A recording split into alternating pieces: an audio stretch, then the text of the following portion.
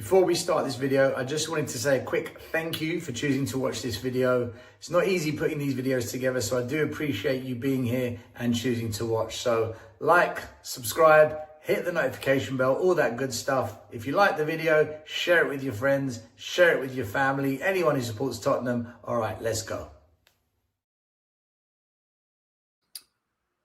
Good evening, everyone. How you doing? I hope you're well. Welcome to the channel. Smash the like, smash the subscribe, hit the notification bell, do a dance in the kitchen, pour yourself a nice stiff drink. Let's get crack-a-lacking. Hope you're doing well. I've finally got internet, believe it or not. So I am internet ready after the 6 years on YouTube. I've had to move into a different room though, until they move the internet into my usual room, which will be tomorrow. But for now, it's okay. Just a slight change of location, but we have internet.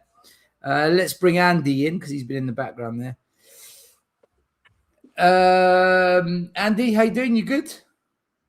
Good, thank you still. Good to see you again. Good to be back live talking to everyone about the circus that is Spurs. So, well, the Spurs. But let's see how we go. We're only at the start of a transfer window, but so far, don't know about that so far. We'll see. Listen, it's early doors. It is early doors. We'll talk about it a bit more in depth. I want to quickly say hello to a few people in the chat, and then we'll get going. Let's quickly say hello to a few people. Grime Garage still haven't been following since the World Cup. Has there been any talk of a bloody striker? Nope. Darnell Lange confirmed he's staying. Listen, we're going to talk about that tonight because I was told if Tottenham stay up, Lange will be gone. If we stay up, he'll be gone. So we will discuss that. Strange club Spurs, they reward failure, baffles me. Big up Scott M. Scott, if you want to jump on the links in the normal chat, being with the players is more important than signing them based on reactions from the Spurs fan. Yeah, internet crap. My internet's good now. I've got fiber optic cable. I've got 500, whatever it is, gigawatts. Or is that Back to the Future? Can't remember. Mark Taylor, big up still. Everyone, big up to you. Hope you're doing well. Jonas, hey, how are you? Jonas, the international traveling protester. Big up Stelios Fernandez, close to coming. We'll talk about Fernandes tonight. Post LDM, big up to you. Big up to Lee Monday. Hope you're doing well. Eamon Morton still. Why are you streaming from your bathroom? This is a bedroom, not a bathroom. I hope that helps. Mark Taylor still has an afro now. It's getting there. I'll tell you what, it's getting there. Although I'm going to shave it off tomorrow because it's coming up to the summer, and I just actually want a shaven head. I know that sounds weird after getting a head transplant. K Bassi, how you doing? Same old Spurs. John Chivers in the house. Big up to you. We've got Biker Yid. Hello. How you doing? Yes, we need forward and attackers. We will get into it. We'll get into it. So, Andy, I'll tell you what. I'll tell you where we're going to start. Let's start with the breaking news that none of us saw coming. God knows where it came from. The news that Dubravka signed for Tottenham Hotspur. Now, I don't know what you think about it, but we got the here we go from Romano the other day. Martin Dubravka to Tottenham. Deal agreed for former Burnley and Man United goalkeeper to join THFC. Move completed today with Dubravka set to be backup goalkeeper behind Kinski. So Vicario's going. Kinski's going to be the number one and Dubravka's the backup. So I guess my question to you is this. What do you make of Kinski being the number one? And what do you make of Dubravka being the number two at Tottenham Hotspur next season? So with Dubravka, I actually wasn't surprised when I saw it because I have seen a couple of stories about it, like that have gone under the radar because it's obviously not like a signing that's going to get everyone talking. But I have seen it. So when I saw it, I was like, oh, wow, we've actually we've actually got it over the line. But in regards to him I have no problem with Vicario leaving, first of all, by the way. I think if we're going to play De Zerbi football, we need a goalkeeper that's confident and can play with the ball just as well as, well, almost just as well as an outfield player, to feed it to these ball-playing centre-backs that we've signed, like Van Heck, like Senesi, Van der Ven's pretty good on the ball. With regards to Kinski being the number one as well, again, I don't mind it, but we need to properly give him a chance. It can't be a thing where, he has one bad game and we drop him. The shot-stopping thing, obviously not being as good as Vicario. It's not to say that Kinski's not a good shot stopper. I think we're just used to some outrageous saves we've seen from Vicario. But I definitely think Kinski's got it in him to improve that shot stopping. He's still a very young goalkeeper. I think people forget that. I'm not massively impressed by the Dubravka signing, if I'm being honest. It's another free transfer, which is going to pull the wool over everyone's eyes as to say, we've changed, which, normal people with a level head like us two know we haven't, because we've made one paid-for transfer, albeit it was a very good transfer in Van Heck, but we signed Robertson for free, Senesi for free, and now this Dubravka for free. So for me, I don't really care, to be honest with you. I'm not massively interested in it. I think you could have, even if you were, I know it probably maybe have not been the wisest thing to do, but we've still got other young keepers there that we maybe could have fed a better pathway for. But yeah, again, we're blocking it with players like Dubravka. So, I'm not majorly fussed about Kinski being number one. I'm happy to give it a go if that's what De Zerbi wants, because I'm consistent with what I say in terms of I'll back what he wants, because this is something that we failed to do over the years, is actually let a manager manage and let a coach instead of people like Levy and the owners getting in the way and saying, no, you can't do that because we're not going to give you the tools. So if that's what De Zerbi wants, I'm totally happy for it. But again, this transfer, I ain't got much to say about it apart from boring, really. That's it. I don't really care. For me, I've got no issues at all with Kinski being a number one, because before the season ended and people were talking about what's going to happen with Vicario, what's going to happen with Kinski, I said, if you're going to give a player like Kinski a chance, you do it now at the start of the project and see where you are in a year's time, 2 years' time. And if you need to replace him, you do it when you're better. If you look at Arsenal, they had Ramsdale. Done well. They finished second twice. But Arsenal looked at it and said, you know what? You're still not good enough. And they moved him on. They brought in Raya and they've won the league. They got to a Champions League final. So for me, if we're going to experiment with any youngsters, if we're going to experiment with players, you do it now at the start of the project. And as the squad gets better, as we move up the league table, as we become more attractive to other better quality players, as we get more money in the club to spend on players, then you make a decision. Has Kinski proved himself to be the number one, or do we now need to upgrade on him? So I've got no issue with Kinski being our number one. I think he deserves a chance. I think he's earned the right. He's part of the reason we stayed up. He's earned the right to be given the number one jersey for one season. My issue is the backup. I think Dubravka's bang average. I cannot. Do you know what it is for me? It's a Galini 2.0. It's a Ben Forster 2.0. Yeah. Why not just give it to Brandon Austin? That's what I'm saying about blocking pathways. And it goes. Why not just give it to Brandon Austin? Yeah, well, that's the thing. We're shit for development in terms of bringing young players through. I mean, look at Janai Byfield. He come on in the Champions League. I believe he come in a couple of Champions League games and a couple of Premier League games. We haven't seen him since, because we're blocking the pathway with shit players. I'm not saying players like Janai Byfield and Brandon Austin should be starting every game, but I'm saying, why is it that they get a couple of cameos and then we never see them again? I don't understand it. And if we're not going to see them again, stick them out on loan, because all you're doing is stunting their development. So see, but Andy, even if we don't give Brandon Austin the number two, the second choice goalie, go and sign Trafford. Go and sign a goalie who's actually going to push Kinski, because Kinski's only going to get better if he's got a healthy competition. Are you telling me Dubravka is going to push Kinski? No, Kinski can look at that transfer even as a young kid that's still got a lot to prove and go, I am bothered by that. We got 1 game a week, the odd 2 games a week when there's a cup competition. Dubravka may get a chance in the cup comps. Kinski ain't going to be worried about him pushing for a starting 11 Premier League spot. Let's just be real with it.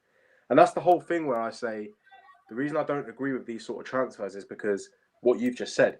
The whole point in sport is competition. The whole point in having a healthy squad is healthy competition. That's not healthy competition. That's a stopgap. It's a stopgap because what's going to happen is he'll stay. I hate that word. Do you know how much I hate that word, stopgap? Because a stopgap becomes a permanent gap at Tottenham. Yeah, but this is what I was about to say.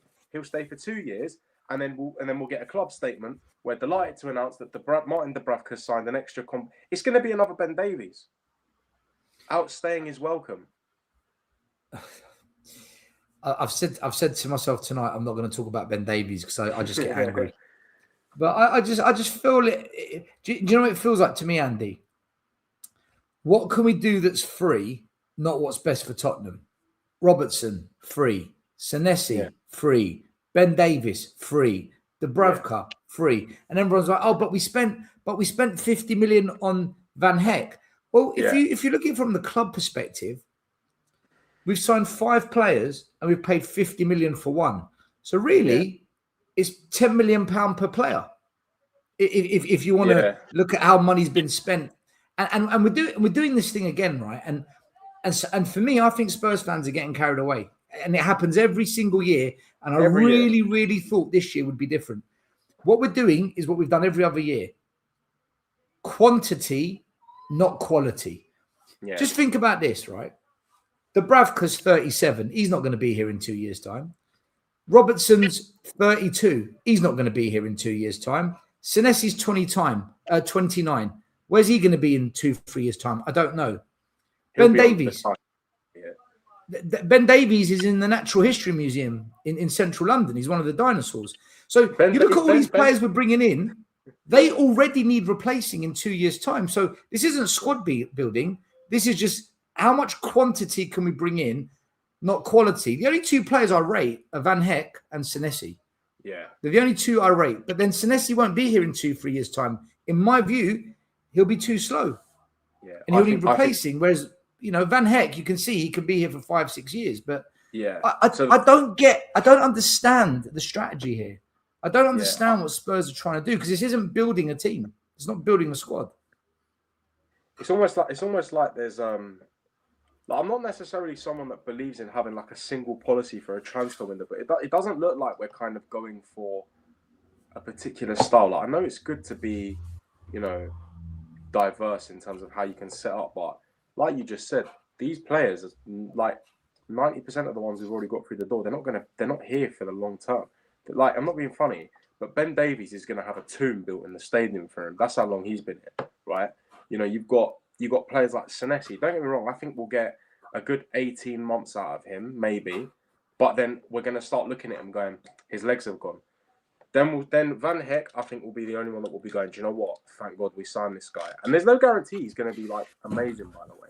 Because he's still got a lot of... But at least, look, whether Van Heck turns out to be brilliant or just okay, whatever, at least we can say, for his age, he should be here throughout the whole duration of the project. If this is a 5-year project, let's pretend, Van Heck should be here. Lieber was when that project started at Arsenal.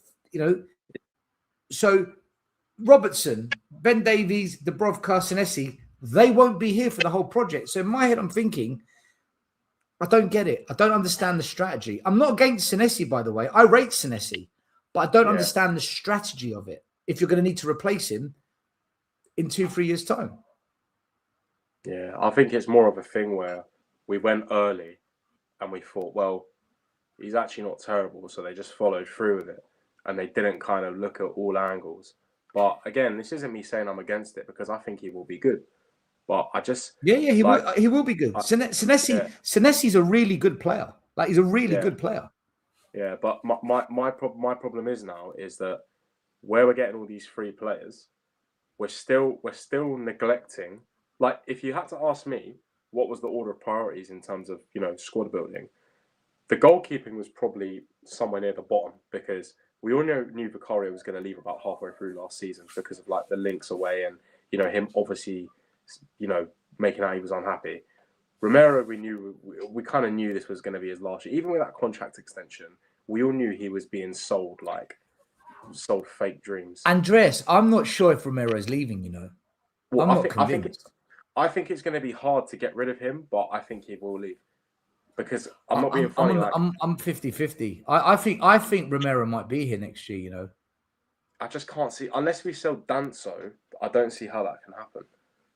I don't see how he can stay here. Because I don't think anyone's going to pay the money Tottenham will accept. Yeah, but then do we get to the end of the window and then shit ourselves and say, wow, we actually have to sell this guy, and then do we offer him out for like 35, 40 million? But maybe he ends up going on a loan. Maybe he ends up going on a loan. Yeah, because then because he signed obviously a long-term deal, it'll be a year knocked off his contract, and then they'll just pay half price the next year, but they'll still have him on loan, and then we'll probably get like a big loan fee. But again, this is just like, it's just showing signs of poor squad management, because why? Don't get me wrong, I'm not 100% on Savinho. I think he's a talented player, but why is the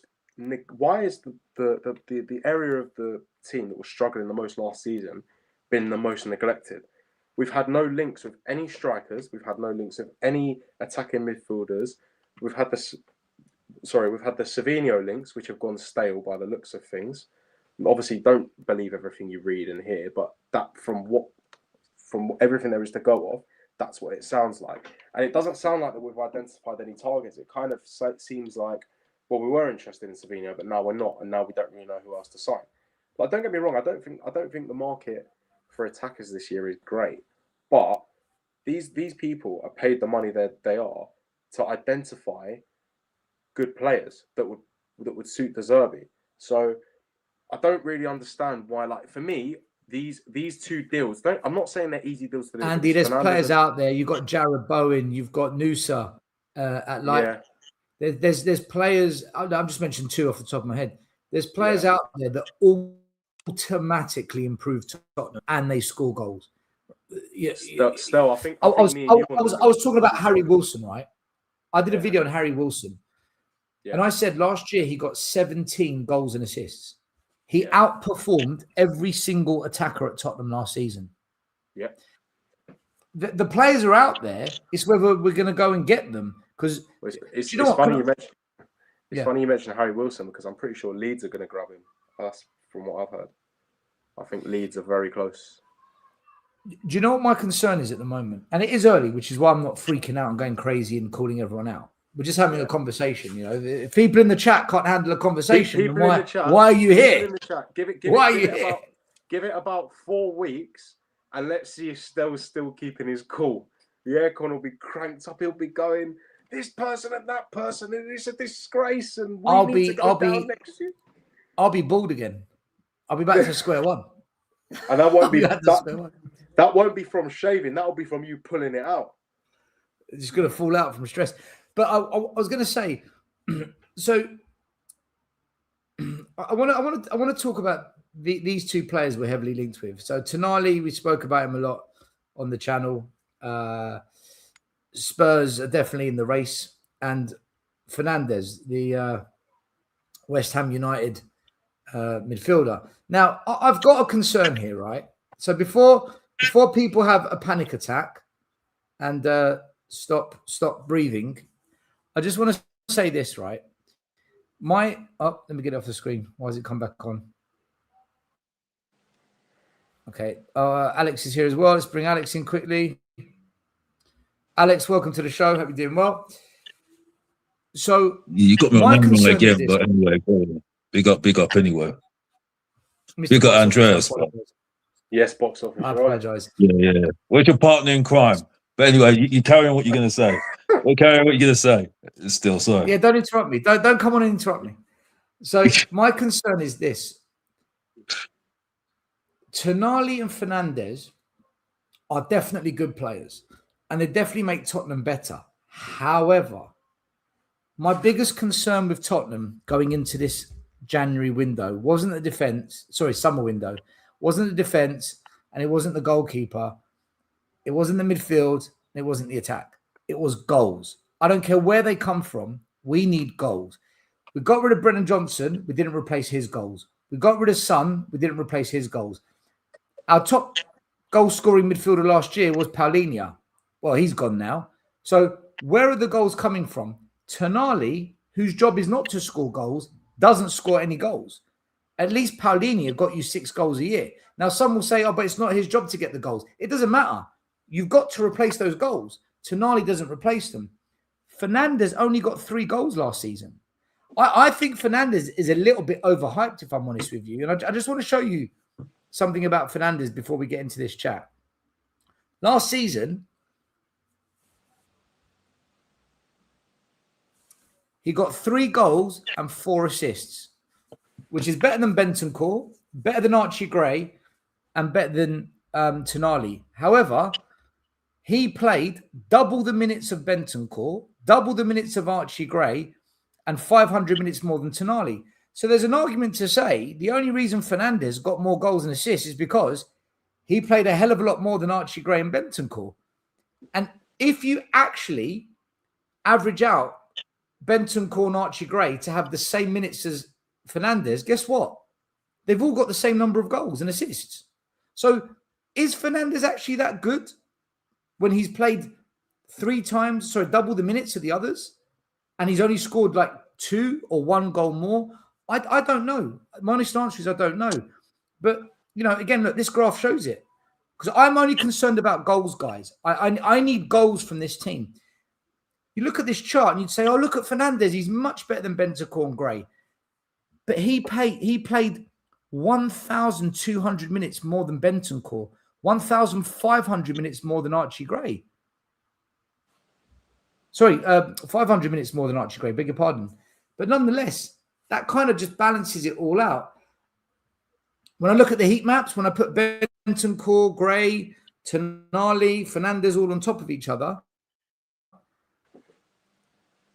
there's not a big difference. There really isn't a big difference. The biggest difference is the minutes played and the goals and assists, which is linked to the minutes. So the only real big difference is Fernandes got more goals and assists, but he played a hell of a lot more minutes. So look, the point I'm trying to make here is this. A team that is desperate for goals, a team that is desperate for assists, there's nothing special about Fernandes based on last season. There really isn't. When you look at the minutes, he's no different to Bentancur, and he's no different to Archie Gray. Now, I know for a lot of people, they're going to cry and get upset by what I'm saying. I'm just stating the facts. The facts are, if Bentancur played the same minutes as Fernandes and so did Archie Gray, they're all going to get 3 goals, 4 assists. So why are we going for Fernandes? What is the big deal? One thing I will say is attacking-wise, he's a better player. He is definitely a better attacker. So the only way in my head, Alex and Andreas and everyone watching the show, the only way signing Fernandes makes sense in my head is if we're going to sign 3 brand new attackers. A right winger that can get onto the passes and score, a left winger that can get onto the passes and score, and a striker that can score. Because if we don't replace that front line, Fernandes is an absolute pointless signing because he will not get us the goals. He is not going to get us the goals. And I know what the argument's going to be. Oh, but that's not his job. Well, if it's not his job, then whose is it? Because we don't have those players. Where are you at with this? Because I'm a little bit concerned about all the players we're signing. There's no goals. But it's early, right? It's early. We're not even into July yet and August. There's plenty of time to sort this out. So, Andrea, what do you think? Then I'll come to Mr. Box Office. With Fernandes, I think the point that you made about how like he's better than what we've got. Does that necessarily mean that we should and definitely should sign him? Like for me, don't get me wrong. I've always said that the standard of footballers in terms of our midfield and attack is so poor. So I'm not being funny. Us 3 as a midfield 3 or as a front 3 is better than what we've got right now. So, but does that mean that Spurs should sign us free? No. Which is why I'm like, I know it's not my money, and I've made that point. I've agreed with you still, how I don't care how much it is. It's not my money. I don't care. But I would rather prioritize Tonali because I think he's a better player, and then go and refresh that whole front three. Because, like you said, if we don't give that midfield a front line to feed stuff into, it's a complete waste of time. Because are you telling me what Spurs are sat here saying is right? You know what? As a front line, Kudus, Odobert, Solanke, Richarlison, and Mateus are good enough for next season if we want to be pushing for European places and doing better than what we've done last season and the season before. It's not good enough. This is why I'm saying it's a complete waste of time if you sign players like Fernandez and Tonali and then you're putting shit in front of them. And I'm going to go back to the thing where I said, just because they're better than what we've got, does it mean we should definitely sign them? I don't necessarily think so. Like you said, still, there's players out there, and I think there are alternatives to Fernandes who could probably do some of them jobs, but also in terms of output, in terms of goals, do better than him.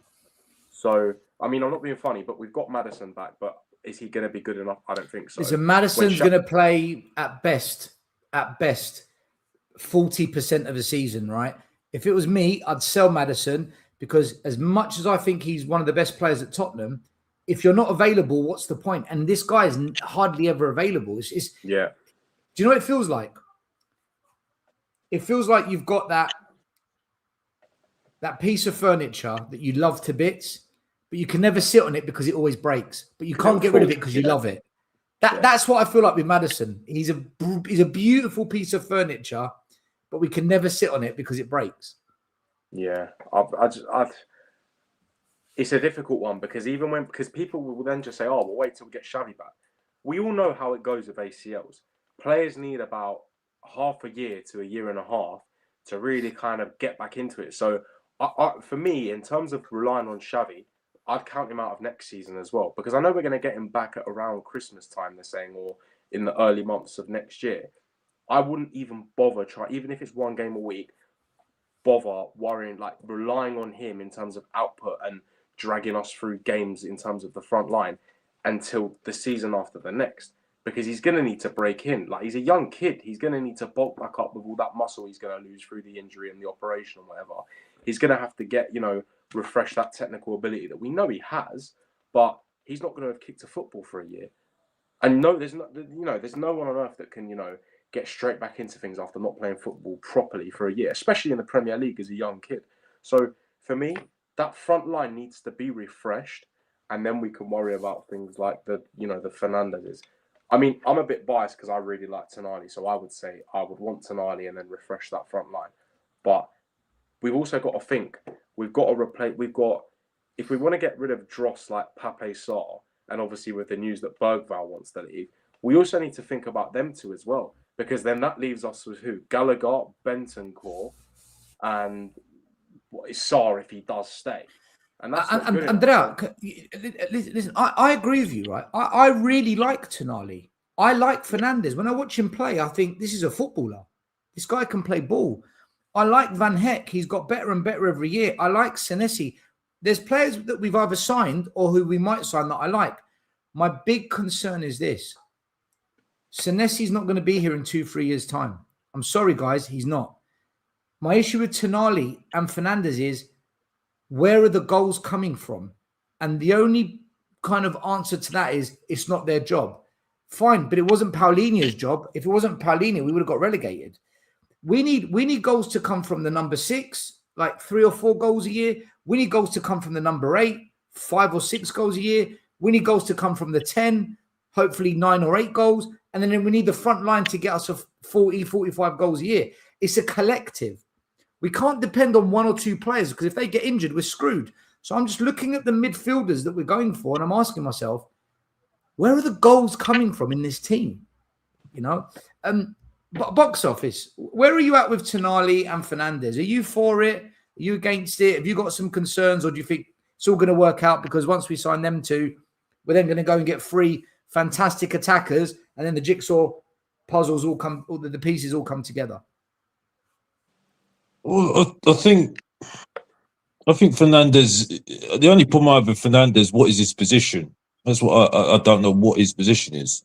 What we, because I see some elements of him going deep, being this playmaker deep in midfield, and he does tackle, but I just don't know. Is he? I don't know what he is specifically is. That's the only problem I have with him. And the same with Tonali a little bit, even though there is evidence that he can do that role as well. So what is he wanting to look for? I do agree with you that he doesn't score enough goals. That was left to someone else in the Newcastle team and AC Milan team. So there is a concern. I don't think we're going to get three great from attacking players. We're not, because Tell's going to still be here. And one of I think it's more likely that below average Emil Heskey, aka Richarlison's going to go, because if he doesn't, I'm done. But Solanke's going to be here. So, and I think they're going to keep Alderweireld because he's injured as well, which I think is. I don't know why you're believing in these players, because they've not really, they've had their chance, in my opinion. So, I think we do need attacking players, but I don't believe we're going to get these attacking players in. I just don't believe it. And I don't think, even if we do get Savinho in, he's a bang average signing, in my opinion, still. Even though he's better than what we've got, he's still a bang average signing. And the only player that can prove it, if he comes in, is Savinho, changing people's minds. So my answer is, I don't know. I don't know who's going to get the goals at the moment, really, because one, I don't know what his role, what Tonali's role going to be. Is he going to be this guy that's going to be this hybrid attacking midfielder or centre box-to-box midfielder? Fernandes doesn't look like an attacking midfielder for me, and I don't know his role, even though he's got some good traits. And I don't think we're going to get these attacking players. I don't think these are going to be top attacking players. I think we're going to get players that have had. I think a Rashford. I think a Rashford would make sense more. Savinho looks more likely at the moment, and I don't know who else we've been linked with in the attacking sense. But the only problem also is there's only a few spots at the moment, because we decided for some reason or another to keep the likes of Tell and Solanke. And Solanke, from what I'm hearing from people, I don't believe this myself. Because of his injuries, he's been, he's kind of been unlucky. So we haven't really seen the full. He hasn't really had the full opportunity to show what he's all about, really. Which, for me, with a striker that's only had one really good season in the last how many years of his career, and that was only at Bournemouth. I think we've already seen that that's all he offers, really, to be honest with you. You know what I mean? So I don't know. I don't know. I do feel, in my opinion, it's worth going for someone like a Rashford. I really do at the moment, because I think beggars can't be choosers. Because at the moment, I look at that. At the moment, he comes in and he's got something to prove. Whether it's worth going for, he's given long-term contract. That's my question, because evidence-wise, he's not consistent, and that's been our problem, hasn't it? And we don't want another Moani situation, don't we? I think the good thing about Rashford is that he is what not of a lot of players in our team are, which is a specialist. Rashford, when you think of Rashford, he's a goal-scoring winger. When you think of players like Solanke and Richarlison, especially Richarlison, people are like, oh, is he better out wide? Oh, is he better playing off someone else? Does he hold up the ball? Does it we've not got enough specialists. No one plays in their proper position. We've had Bergvall playing out wide. We've had Tell playing up front. Then one week he's on the left wing, and then he's coming out in interviews saying, oh, well, I'm not actually a winger. I think my best position is in the number 9. And then when he plays in the number 9, he's useless. So there's not enough specialists in this team. And I think Alex's point about not knowing what Fernandes actually is, I didn't. I kind of forgot to say that. Where does he come into that? Unless De Zerbi has a certain plan as to where he wants to play him and players he can put around him to get the best out of him, I say no, because no one knows what he is. Is he going to be a number 8? Is he going to be a number 6? Is he going to be a deep line playmaker? One week are we going to see him thrown out wide because Tell's on a poor run of form or Kudus gets injured again? We just don't know. So we need to build like a proper squad of available players that are assigned to a specialist position. I don't mind having a couple of versatile players, but what, we're going to have every player be versatile? So we're going to have fullbacks playing at wing and midfielders playing up front. I don't want to see that. I want to see players playing in their position, players that are specialists in their positions, doing the best they can in terms of the attackers score their goals, the midfield win the midfield battle and contribute to both attack and defence, and the defenders just defend. I don't want to see fullbacks having one good game at right wing when we're up against it, and then people going, "Cool, you know what? His best position might be right wing." No, he should play where he plays, and then we should have good enough players that don't make us think that. Don't get me wrong, we've been unlucky with injuries where people have had to play out of position. But are we really going to do another Muani where we go, "Oh, that's a great signing because he's not cost us anything. He can play out wide and he can play out front"? I don't want another player like that. I want a player that comes into the team and goes, "That's our left winger. That's our right winger. That's our number 10. That's our star striker." I don't want this, "Oh, he can play here, he can play there. It's great because he can play across the front." Nah, I want a specialist. I want specialists. That's what I want. One of the reasons why I think Muani didn't work out is because we didn't have a plan for him. I think we just took a shot in the dark with him, and that was it. And I'm not saying that was his fault as well, but I think that's a problem, especially with Javi Simmons. I think Javi Simmons, it didn't work out because we didn't have a plan for him. We didn't have a plan for him. We didn't say, "This is your position. This is where we're moving forward." Yeah. I mean, I think one thing I'll give credit to, I can't believe I'm saying it, is the Ange Postecoglou. Anybody that's in a nervous position, please move away now. Is that he obviously knew what he was doing with Brendan Johnson and Maddison. Brendan Johnson. I think Brendan Johnson, because I think the Maddison situation, I think he kind of didn't know what he was doing with him because in one way he was a creative midfielder, but he wasn't able to create because of the chaos he caused. But with Brendan Johnson, at least he had a formula for him to score goals, and that's why he scored a lot of goals, didn't he? You know what I mean? I think Ange was better than Frank. I think Ange Postecoglou is a better manager than Frank. I don't care what anyone says. His history. Well, yeah, I know that. I know people are going to start bringing up that Frank and Ange debate. Well, no, it's the past. It's the past. That's the past. I'm just saying. I think one of the reasons Brendan Johnson did well at Tottenham is because Ange is a better manager than Thomas Frank. I'm not saying Ange is great, right?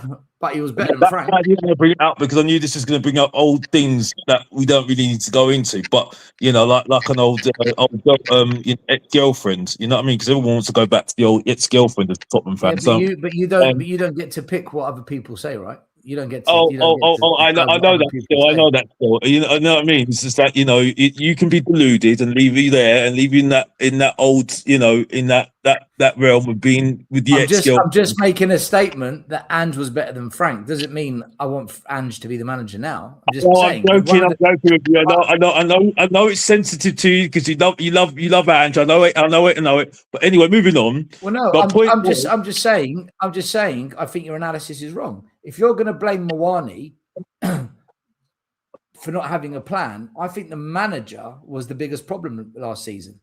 I was one of the only YouTubers that called out Frank very, very early on, and I got pelters for it. And I said, "This guy's a loser," and I could see he was a loser. Anyway, listen.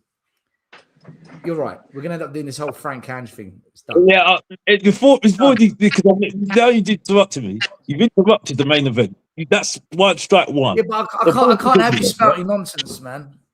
I'm not spouting nonsense. I gave you a look and you bit. Anyway, moving on. This is what happens. You interrupt the main event, then he sidetracked. He's blaming Muani on not having a plan for him. How's about the manager was just shit? The club didn't have a plan for him. The club did not have a plan. What plan did Thomas Frank have for any player? Tell me which player Frank had a plan for. Yes, he wasn't a great manager for Tottenham. No, he wasn't. That's the problem. That was the problem last season. What you're doing again, got a tune out of them players. He come in and got a tune out. What you're doing again still is that you've had the neutralizer on you again from Men in Black, and it's been flashing in your face, and you completely forget that how many managers have been successful at Tottenham? How many managers have been successful at Tottenham? Again, what's that got to do with being atrocious? Yeah, he's been. Frank is not in my top 10 managers. No, he isn't. De Zerbi came in and got a tune out of the team and saved us. He saved us. De Zerbi saved us from relegation. So because the players loved him. Because the players loved him. Thomas Frank was. He was awful. Yeah, but because the players loved him, yes. But we've seen this before still. Thomas Frank did fuck all in his life. 14 years, he's won nothing. He's been a mid-table manager. Can we stop this? Because the way it's coming across is that I'm defending Thomas Frank here. I'm not here to defend Thomas Frank. I know a lot of people, the Tottenham fans, do not like Thomas Frank. I guess it. I'm only making the point that we did not have a plan for Mawani when he came in. Right? We did not have a plan. When you say we, though, who's we? Who's we? Well, the club. When you say we, who's we? The club. Because the club. What do you mean? 1 minute. I've got to call you up on this, Alex. I can't let you do this. Okay. The club don't decide what player plays on the pitch, in what position, in what game, and what the system and the formation is. Mawani, right, was badly coached by Frank. The whole team was atrociously coached by Frank. So how did Mawani do?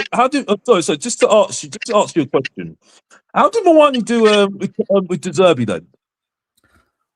After Thomas Frank, these players were shot to pieces. So they're shot. So they're so useless then. Yeah. That they're so shot to pieces in their confidence because of Thomas Frank, because he's such a bad coach, right? They couldn't remember how to play football. Yeah. Right. Okay. Right. Well, if you go clubbing, Alex, you just said, by the way, absolute nonsense there. I'm sorry. No, it's not. No, it's not. Just because you had a bad coach, right, doesn't stop you from knowing what football's all about. I mean, honestly, if you go clubbing, if you go to a bar and every single week you chat to a girl and she blows you out and tells you you're rubbish and tells you you're ugly and tells you that you're not fit for her, after 7 months, if you go to a different bar, are you suddenly going to pull all the birds, or has your confidence gone to pieces? You're shot to pieces. No. What will happen? Don't make out suddenly you're going to become a ladies man. Grace, help me out here, because you look like a stud right now. That follow the ladies. My point is anyway, yeah. Help me out here, still, Andreas. Well, the point is true. You think by changing manager, you're going to become Casanova? That guy needs to get some ego in him. He needs to go to his mates, right?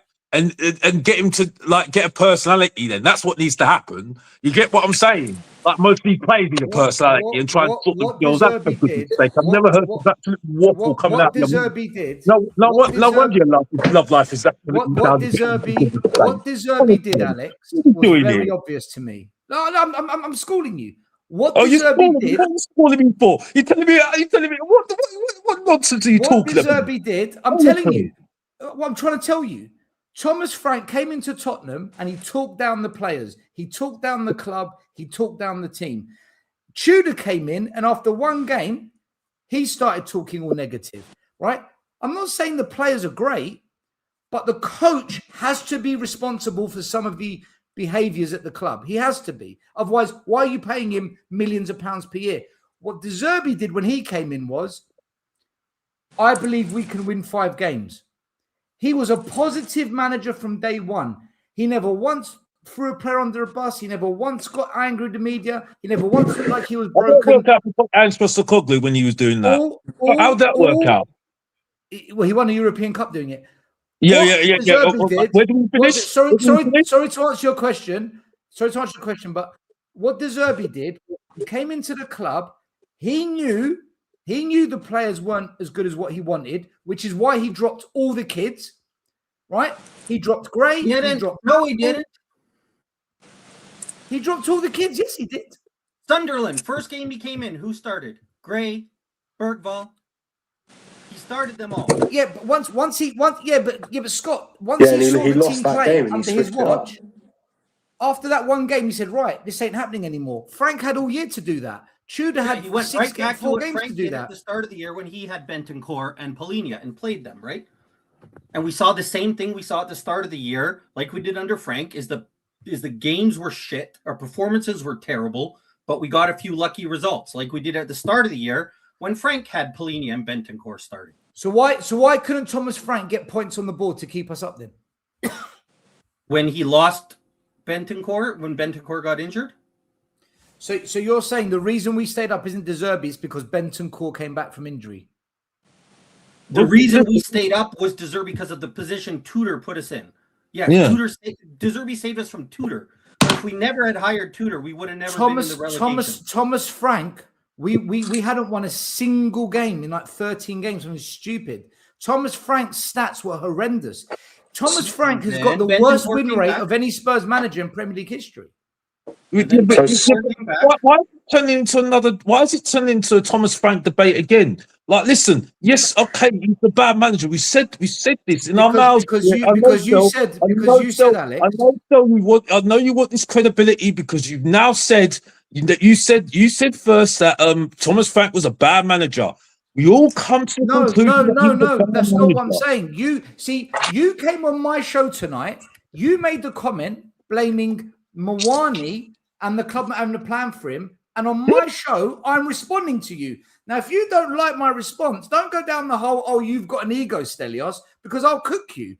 What I'm saying to you, Alex, on my show is what you said, I disagree with. Yeah. Mawani badly coached at Tottenham. And I could see within about 3-4 weeks, this guy was crap in front of goal. I could see it. But you're not cooking me still because, like, the fact is, you cooked yourself. I did cook myself. You're talking absolute nonsense because we all agree that Mawani was not good enough. He wasn't good enough with Frank. He wasn't good with Igor Tudor. He wasn't good with De Zerbi. Right? We all agree with that one. Right? So the point I made was that there was no plan for him, and that is down to the club bringing him in. It doesn't matter if there was a plan. He didn't want to be here. He didn't care. That's why he didn't be here as well. That's a good point as well. He didn't want to be Yeah, here. but Frank kept playing him, Scott. Thomas Frank kept playing him. Thomas Frank, the manager, Frank kept playing him. You said Frank is immune, but Mawani didn't want to be here. That was the problem. Yeah, but he didn't want to be here. We should have never signed him. Yeah, but it's not Mawani's fault if he keeps getting picked, is it? If he doesn't want to be here and he still gets picked, what can he do about that? What? Yeah, but which is why Mawani cannot agree to come here. I'm not saying Mawani's good. I'm just saying it's not his fault if he gets getting picked, is it? I don't understand. So we can't blame a player for sulking and not being a professional now? No, I'm not saying that. I'm not saying that. I'm saying that it's not his fault for being put on that starting 11. It's not his fault. He's not dictated someone's brain and gone, I'm going in that starting 11. He's sulked and the manager's picked him. It is what it is. That's not. It's not up to Mawani. It's not up to whoever you want to say it is. That is up to the manager. The manager is employed to choose a team and train a team. To choose a team on every match day. He has chosen whether Mawani sulked or not sulked to start a game of football. That's as simple as that. It's not because he thinks Mawani's good. They all did. We'll say it again. They all did. So it's not he chose. They all did. De Zerbi played him. Frank played him. Tudor played him. De Zerbi hardly played Mawani. He did. He barely played him. Yeah, he played him. He said, "I'm taking him out for lunch. I'm getting him ready. We're gonna go do this." And then he dropped him. Yeah, and so did Frank drop him at some point. But the point is, Scott, what De Zerbi did was he put a positive spin on it. I honestly believe the only reason Tottenham stayed up is because De Zerbi just came in with a positive energy. We stayed up because West Ham was shit. Because they dropped so many points.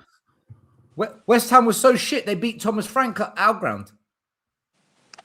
Yeah, the West Ham were shit. Like, look, we lost to Sunderland. We drew against Leeds. We lost to Chelsea. That isn't good results. Like, Yeah, but that's we got because lucky. we had The this West Ham were because we had shit. we had That's why we stayed because up. we but De Zerbi would never have lost to those teams, man. He wouldn't have lost those games. He There's did no lose way. them. He lost to Sunderland. He lost to Chelsea. His Those are first the game, games bro. managed. His first game. We were never going to win at Stamford Bridge. We never win there. Conte couldn't win there. Mourinho couldn't win there. No one ever wins at Stamford Bridge. But I tell you now, there's no way we would have got a draw against Brighton. There's no way we would have beaten Everton with Frank and Tudor here at home. We wouldn't have won Everton this game. didn't care. We wouldn't have drawn against Leeds either. Thomas it doesn't Frank- matter. Thomas Frank away at Aston Villa. Deserby's We would have got amazing. Problem solved. We're done. We don't need players. Problem solved. Deserby, amazing. Like, no. We need players, but Thomas that's Frank so was silly. no. It's not silly because what happened was all last season.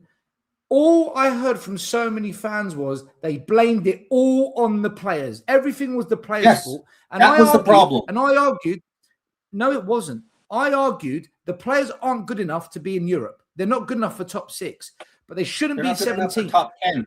They shouldn't be 17th. The only reason we were 17th was because we had a dog shit manager, one after We were the other. never 17th under Frank, though. Because as soon as De Zerbi came in, the fortunes changed. A better manager gets a better tune out of average players. Scott, I agree we've got average players. I'm not disagreeing with you. But what I'm saying is a good manager gets less than average. A good manager gets more out of less than average. A good manager could do Deserby it. couldn't do it. He showed us he couldn't get He more out of did. the What are you talking about? What? De Zerbi He kept did. us up. Those De games Zerbi were kept the shit club that up. we played in. We played Yeah, but in we shit. got points. We got points. Villa didn't We care. were all moaning under Ange when we were playing better football and not getting points. Now you're moaning when we're winning, but apparently we didn't play well. How does that make sense? Why, Scott? Let me ask you a question then. Why did the fan base's mood change when De Zerbi came to Tottenham? Why did all the fans suddenly feel a bit more positive? Why was that? Because our fans are idiots and they're easily pleased. Don't you think the fan Tudor base was a believed? disaster. Don't you think the fan base believed that we actually had a chance of staying up now? Don't you think the fans thought, you know what, we got a chance now? Under Tudor, every fan thought we're getting relegated. I already said he's a mass. Tudor was a disaster. Tudor, Yeah, but under Thomas Frank, a lot of fans felt that Tottenham were heading towards relegation under Frank as well. Yeah, but I said all along that we weren't going to be. I can't speak for other fans. Like, I think fans are wrong. Like, it's that simple. So Scott, if we'd have kept Frank in for these games, do you think we would? So we lost 3-0 at home to Forest. Do you think we would have won that or got a point out of that with Frank? Forest, I think we would have beat Palace.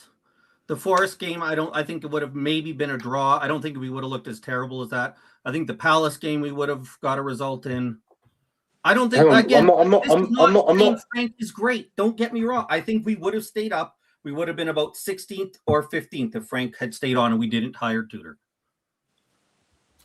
This is where I don't agree. I think we would have got relegated. I think Thomas Frank would have relegated the football. Thomas Frank would have 100% relegated us. I don't think we would have stayed up anyway because I don't know because the way that the players are playing and you see right now that I don't think the players would have the way that it was looking like it was just going downhill. You know what I mean? Mate, I think Alex, you're right. I think the players wanted Frank out. I think the players just didn't want him anymore. Well, you can see that anyway. That's why I'm looking at the players as much as Frank as well. And the thing is, I always look at it because I just think the way that they've been, it's been terrible. And I look at also in the past the players that have really looked who have carried on and kept on their performances, like the likes of Heung-min Son back in the day.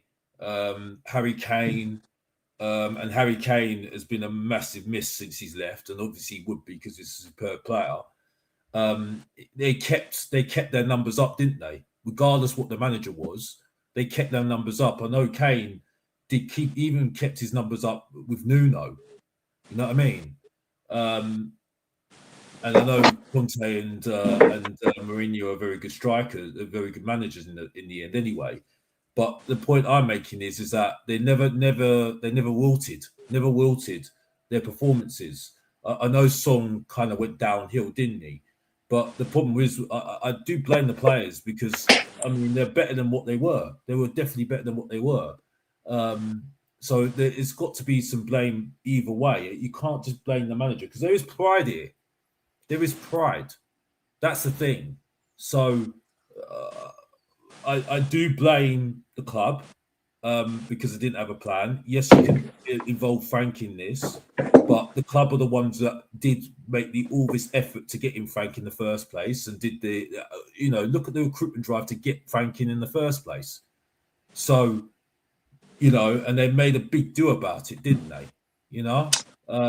Igor Tudor, and that is also on Paratici as well, Fabio Paratici, but also the club as well, not doing their research on him. Was Fabio Paratici still here when we hired Tudor? No, but he left, but he did suggest the idea. He did suggest the idea. It was his idea initially.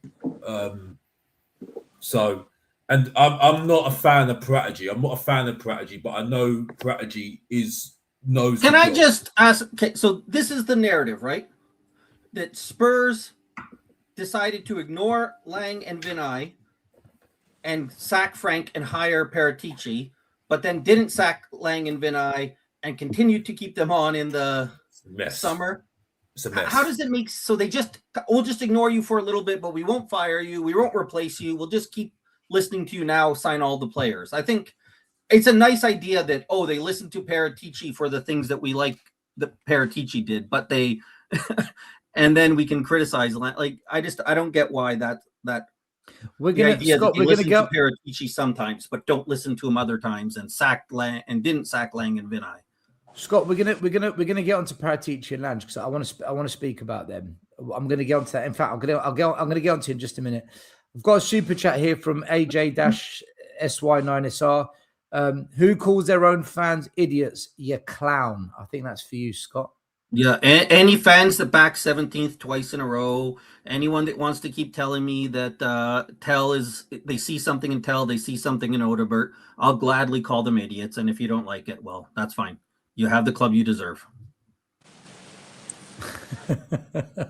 Alex, you're muted.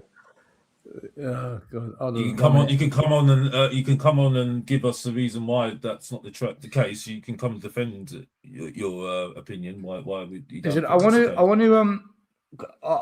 to. Overall, guys, if we get Tonali and Fernandez, are you all happy with those two if we sign them, or are there any concerns? Andreas, let me come to you first. If we get Tonali and Fernandez, are you happy with that? If our business continues and we strengthen the front line, yes. If you're talking individually, yes, I think they're both good players, and I think they'd be good for us.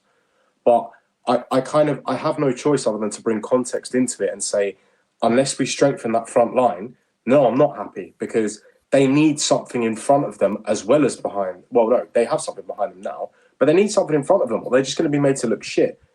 And like we go back to this whole the key word we're using today seems to be plan.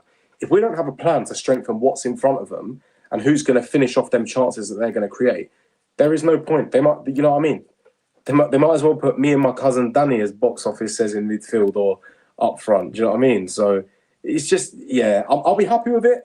But again, context wise, there needs to be some investment into that front three, and it can't just be Savinho. It can't. Scott, what about you? If we signed Tonali and Fernandez, would you be happy with that? Or are you the same as Andres? I'm the same. Yeah. In a vacuum, individually, they're great, but we've seen it before. We've been happy with individual transfers we've brought in, but we need to look at the whole team building. And they're great for their individual positions, but if we don't do anything with the front, or we don't do anything major with the front three, it doesn't matter. Same as Andres. Alex, are you the same? Kind of. Front three, yeah, I agree. And keeping certain players as well that were terrible last season and last season before as well. They're up in the attacking positions. The only issue I have with the two that we probably will that are possible bringing in is what is their job? What is he looking to do with these two players? And I look at one in particular, Fernandes. What is his position?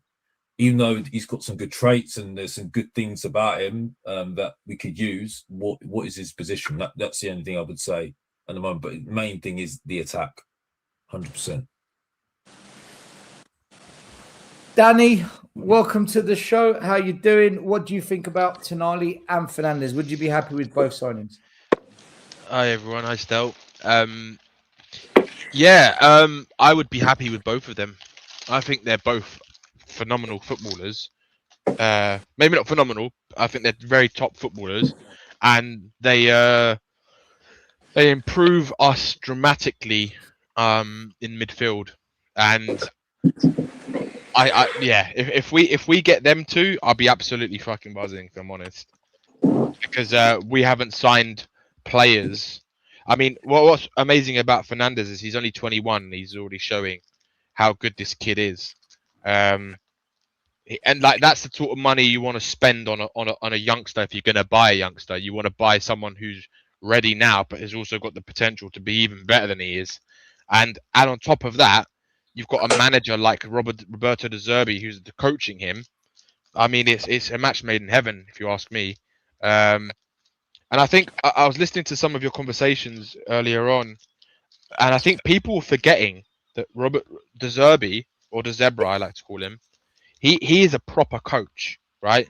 And you can see that by the players that he coached, how he coached them at the end of the season to get us out of that and to motivate them to get us out of the situation that we were in. And the fact that he wants to bring in players of the level of Tonali and Fernandez, if we bring them in, you've got to also take into account that if he can do what he did just to get us out of that situation with shit players, right, who most of them are probably not going to be here, to then players who actually are top players, and then you add on how De Zerbi wants to play, and I mean none of us know how he's really going to play, but you add on his kind of coaching ability onto what he could do with these players that he wants. It's exciting times, to be honest. I'm going to wait and see what happens with the attack, because for me, the biggest problem. Yeah, that's is goals. Yeah, okay. Yeah. It's a. Sorry, just go on, Stel, go on. No, that's it. Just for me, it's to see goals. I think it doesn't end. It doesn't end. The transfer window doesn't end with Tonali and Fernandez if we manage to somehow pull off both of them. It's got to keep going. Like, we have to improve. Like, there's no question about it. Like, Savinho or whoever it is, Rashford, either one of those two. Of course, Rashford is more proven in the Premier League and he's got more goals in him. In terms of he's more ready right now, and he's also a very technically gifted player. Personally, if it was me, if we're going to spend this kind of sort of money, I'd buy Savinho and Rashford. You go and bring them both in. We need both. We don't need just one of them. So and the striker situation, we've got no idea what's going to happen with there. I mean, my biggest guess is that Richarlison's going to be sold, and they'll keep Dominic Solanke for at least another season, and then they'll bring someone else in. And I'm assuming if they do bring in, just say for example they bring in a Rashford, then you've got Solanke, a new striker, and a Rashford who can also cover in that position if needed. So I think that would be the smart business. If I was Spurs, I'd bring in both Savinho and Rashford, because I still believe Savinho, there is a very, very talented footballer in there, and I think so many people just like to push away the fact that he wasn't really played in his actual strongest position in his first season at Man City. He was a right winger predominantly, and I think when a player like that, if you give him the right kind of motivation and love and the way that De Zerbi is, and also coach in the right way with very, very technically gifted footballers around you, like a Fernandez, like a Tonali, like a Xabi Simons, like a Mohamed Kudus, then you're laughing. Like we'll be a completely different outfit next season. Like regardless of whether or not Savinho is a proven goal scorer, because the truth is that no one knows if a player is a proven goal scorer unless you're Harry Kane, right? Unless you're Harry Kane or Haaland or Messi or Ronaldo, you don't know if people are going to score 20, 30 goals a season, right? You don't, because you're not at that level. So the truth is none of us know, and I think I'll just be very excited to see what's going to happen this season, because anything better than 17th is a fucking improvement. And I think if you're getting players like Tonali, just say Rashford or Savinho, Mateus Fernandez, you're looking at pushing more towards the top 5 than you are a top 6 than the bottom half of the table, in my opinion. Yeah, but the chances of getting all those guys you mentioned is 0 or less than 0. That's the concern. I don't know. I believe we will get at minimum, bare minimum, one of Fernandez or Tonali. I actually do think we'll get both. Right? Maybe it's just been wishful thinking. But I also think we'll get one of Savinho. Well, the gossip tonight is that Newcastle have rejected a second bid from Tottenham, and Tottenham have said they're not paying any more than that, and Newcastle have said, well, then you can't have him. That's the gossip tonight. Yeah, we'll see. Apparently, sorry, Danny. Apparently, we bid the exact same fee and just said to them, reconsider it. Which is like, what is that all about? Come on, like what the whole point of rebidding is to make an improvement and persuade the club to sell a player to you, not to say, oh, please reconsider the first one. Like, what are we doing here, man? I don't believe that for a second, to be honest with you. And if that is true, I think they want, if that is true, right? I think that they want to get Fernandez in first, and then they'll sort out Tonali. It makes more logical sense from every aspect. I wonder why. I understand why they might have done that, because I understand why that might have been brought out because of the whole Daniel Levy situation that happened on TalkSport with Jordan. Possibly, yeah. Because that just sounds to me like that like winding the fans up, sort of thing. Yeah, I just think that because of the whole Jordan and Daniel Levy saying when we got was it Van Heck, and we got him for 52 million, and a text to from Daniel Levy to Jordan on air saying, oh, they got their port hats all down on that. I'm not surprised by that story. You think it could be a story just to kind of piss off the fans, like because everyone's expecting us to flop with these transfers, basically. Yeah. I just think the whole thing because I do think this transfer window is kind of a shot at our previous chairman. I do feel Alex, I completely agree with you, because I was saying to someone recently that wouldn't the biggest fuck you to Daniel Levy would be to go out and spend like 300-400 million pounds on top class players, right? Because that would be the biggest fuck you to Daniel Levy, and especially after tonight, there's been some really weird news about Daniel Levy. I don't know what's happened, but he's done something to do to Spurs. So there's obviously things going on in the background that's not fun. Rather than Tottenham trying to fuck over Levy, can we just sign some players that helps De Zerbi? We're fucking over Levy, the guy they backed and supported for 25 years. It's funny that we're talking about trying to say a big fuck you to Levy, because I read something else tonight saying that apparently there's been another further 100 million invested in from the Lewis family. Yeah, supposedly. So I don't know if Danny, I'm guessing you've seen that as well. Into what though? What's it been invested? Just like the other 100 million they invested. Probably into. Well, hang on, we've had Peppa Pig, so maybe Paw Patrol this time. The hotel that was put on hold, the hotel that they need to build so that they can do the is it the Euros at White Hart Lane? Or maybe a new app store update on that Seat to Street companion, whatever it is. I don't know. Yeah. I'm just saying. Yeah, go on. No, that's all right. Go on, Go Alex. on. No, No, you last go. point. I do think that this transfer window kind of is a shot at Daniel Levy, and that's why I've been a bit like, okay, I need more evidence because Basically, you're like, wait and see what happens. and it's not just this transfer window. It's just how they act before, because I don't like the situation with the whole Johan Lange and Vinay still being here. I don't like it. I really don't like it. It just shows that they've got no plan. And I saw something with Vinay saying that, and I mean, if De Zerbi's gone with this whole thing about, he believes in the plan of Tottenham, I really do worry about him going forward in the future, because I think that's just a recipe for disaster. To say Thing is, that it's go on, Yeah, Alex. go Go on. on, mate. No, go on. For me, I don't believe it. I don't just don't think. What is it? De Zerbi's just believing on everything that the plan of Tottenham Hotspur. I just don't. I really don't. It's a Either little bit. It's a bit too. It's a little bit of unknown territory right now, because Yeah. because we're seeing all the things you want us to see, right?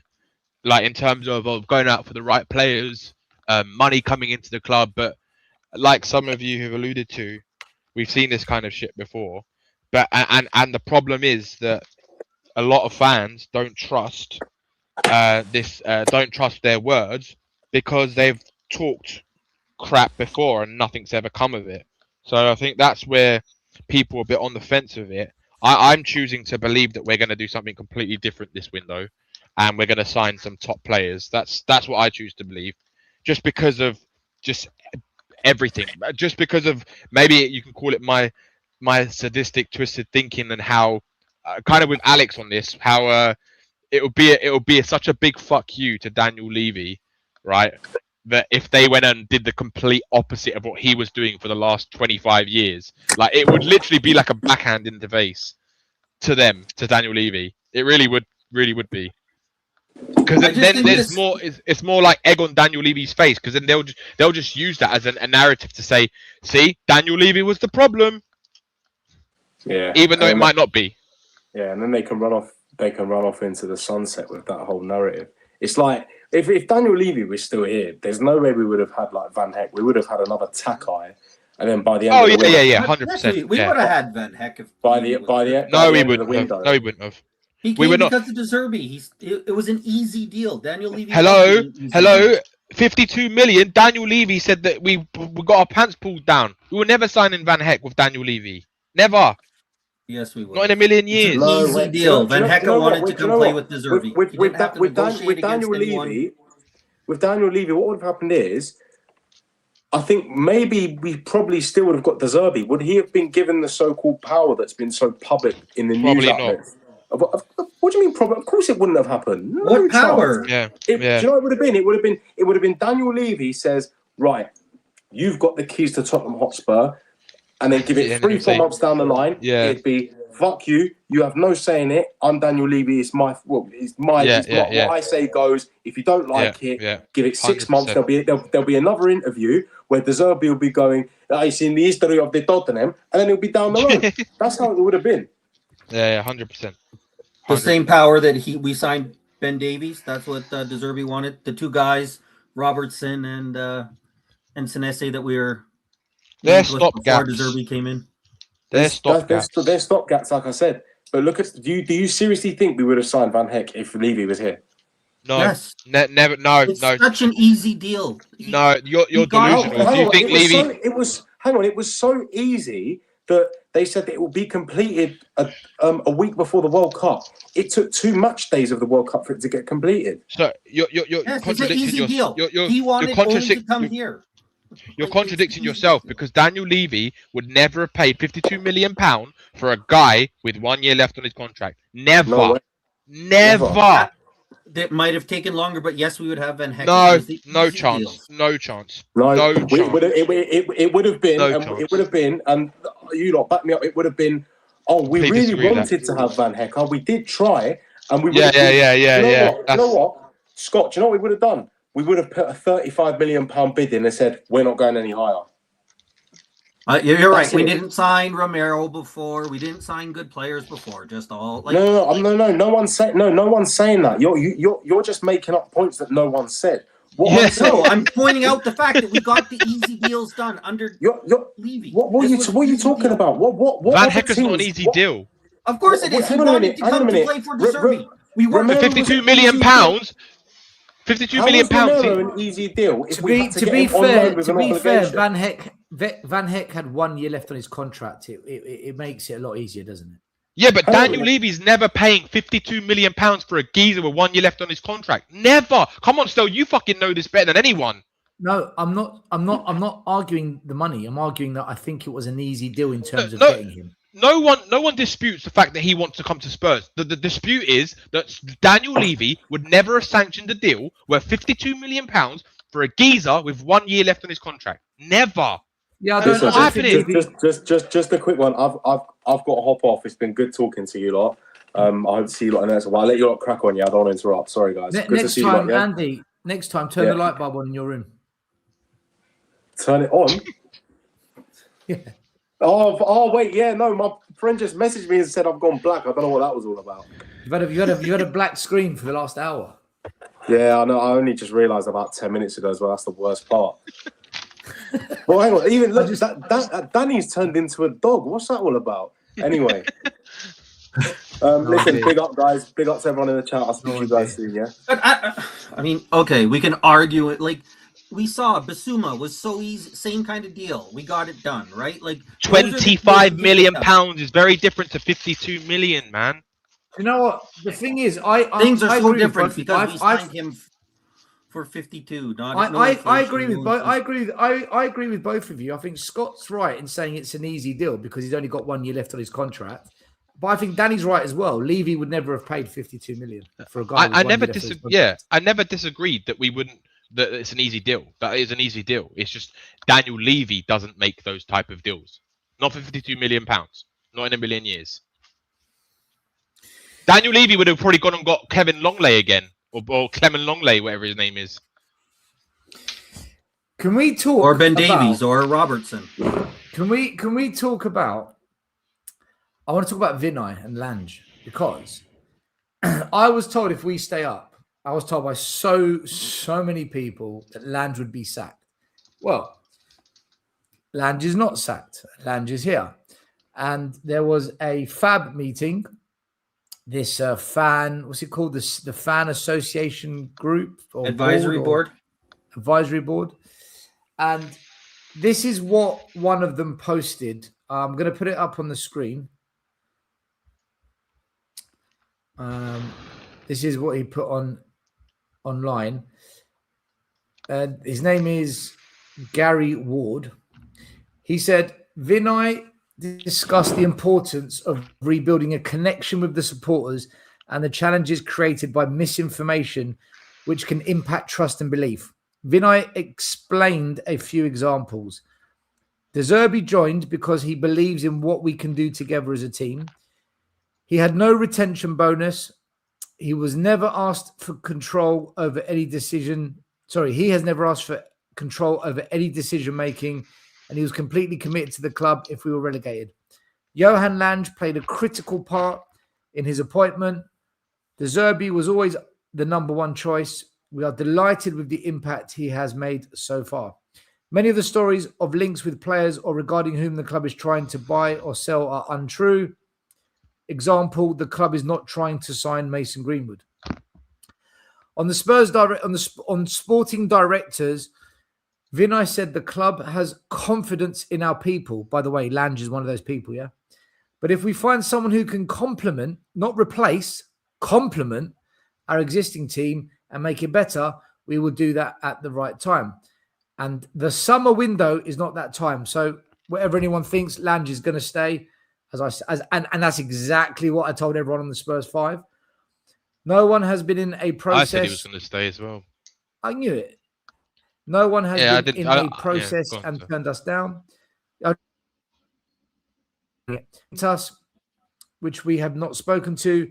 Players are not bought or sold because the club wants to or Roberto wants to. Johan Lange and his team work hard, hand in glove, with Roberto to develop and deliver a joint plan. Finally, Vinay explained the club is in a constant dialogue with the PGMO around refereeing standards and decisions. This is carried out privately and professionally rather than in the public domain. So, for me, there's two things I took away. Number one, either Vinay is a massive liar, or number two, our fan base is clueless. It's one of the two, because everything the fans said is not what happened.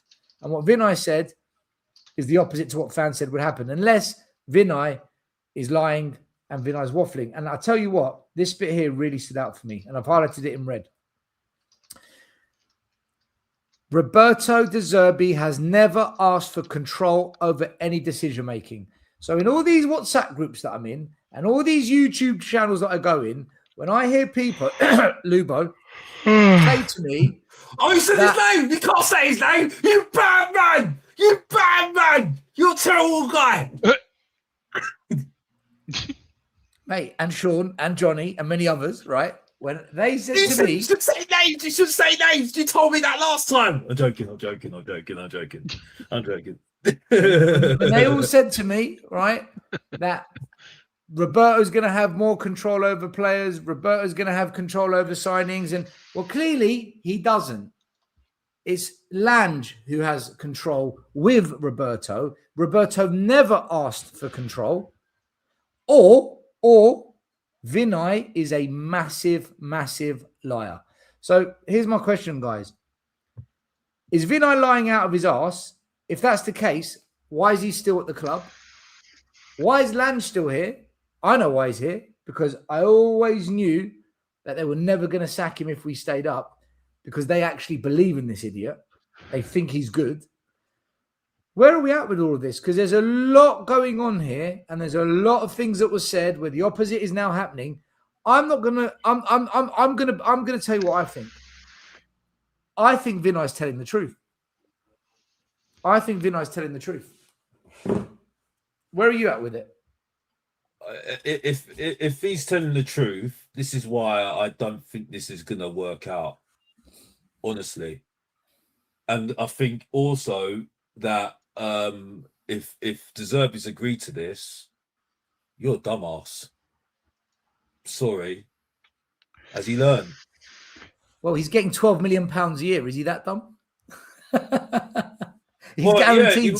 He's guaranteed £60 million. £60 million. But my point is still, yeah, right, is that, you know what I mean, that knowing what the club's like, and you're believing in Vinay and Johan Lange and his team. And the funny part of that statement is that the part where you said that Johan Lange and his team are working really hard. How'd that work out for us in January, bruv? You know what I mean? How'd that work out in January? That one's funny. That one's funny. You work really hard. Yeah. Do you know why I believe Vinay? Because Lange is still here and there's no director of football that's come in. That's why I believe what Vinay said. Yeah, I know. I believe it as well. Because what I'm seeing is kind of what Vinay said. But I'm confused though, because if the fact that De Zerbi's not in control, why is it such a problem getting the director of football? For me, it's very. I just can't base it on the manager anymore, because we know where this is going. You know what I mean? Like if he's not got the control, and we don't believe in the football people in the club right now, because I don't believe in those football people at the moment. Right? I just don't see where over time, how is this going to work over time? I just don't know. You know what I mean? And also, my question is as well. Alex, let me ask you a question then. Alex, can I ask you a question then? If Lange gets Tonali and Fernandez signed, along with Senesi and Van Heck, is all forgiven because Lange is actually doing a good No, job. no. No? Why not? Because for me, all I'm hearing is that Rafa guy, Mawson guy. That's all I'm hearing. I'm not hearing anything about Lange. He's the one that's getting the deal done. You don't know what's going on, Alex. Like you don't know. Well, And you have to also take into account what Stell's said, because if we do bring in those players, he has probably played some form of part in that. Like, I'm not saying he was the controller of it, but he is part of the decision and part of the team, or whoever you want to call it, to help bring in this player to Spurs if we manage to get those two players. So you have to kind of give him a bit of credit for it, to be honest. I can't because I just for me that January summed up Lange for me.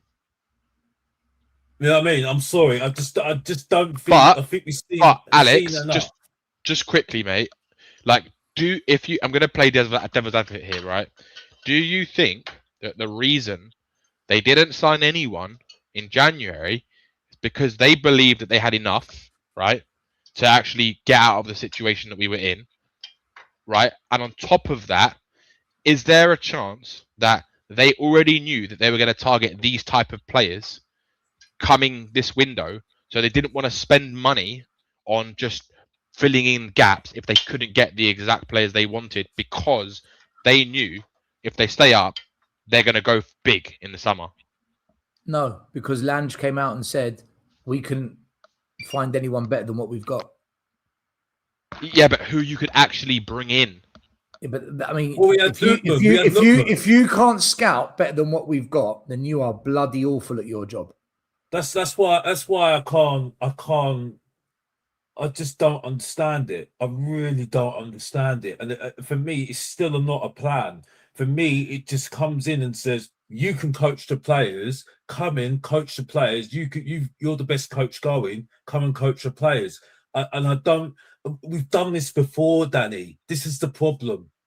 And it might not be a problem this next season, because the teams are not very good that are coming up this season, right? And we've got one game a week.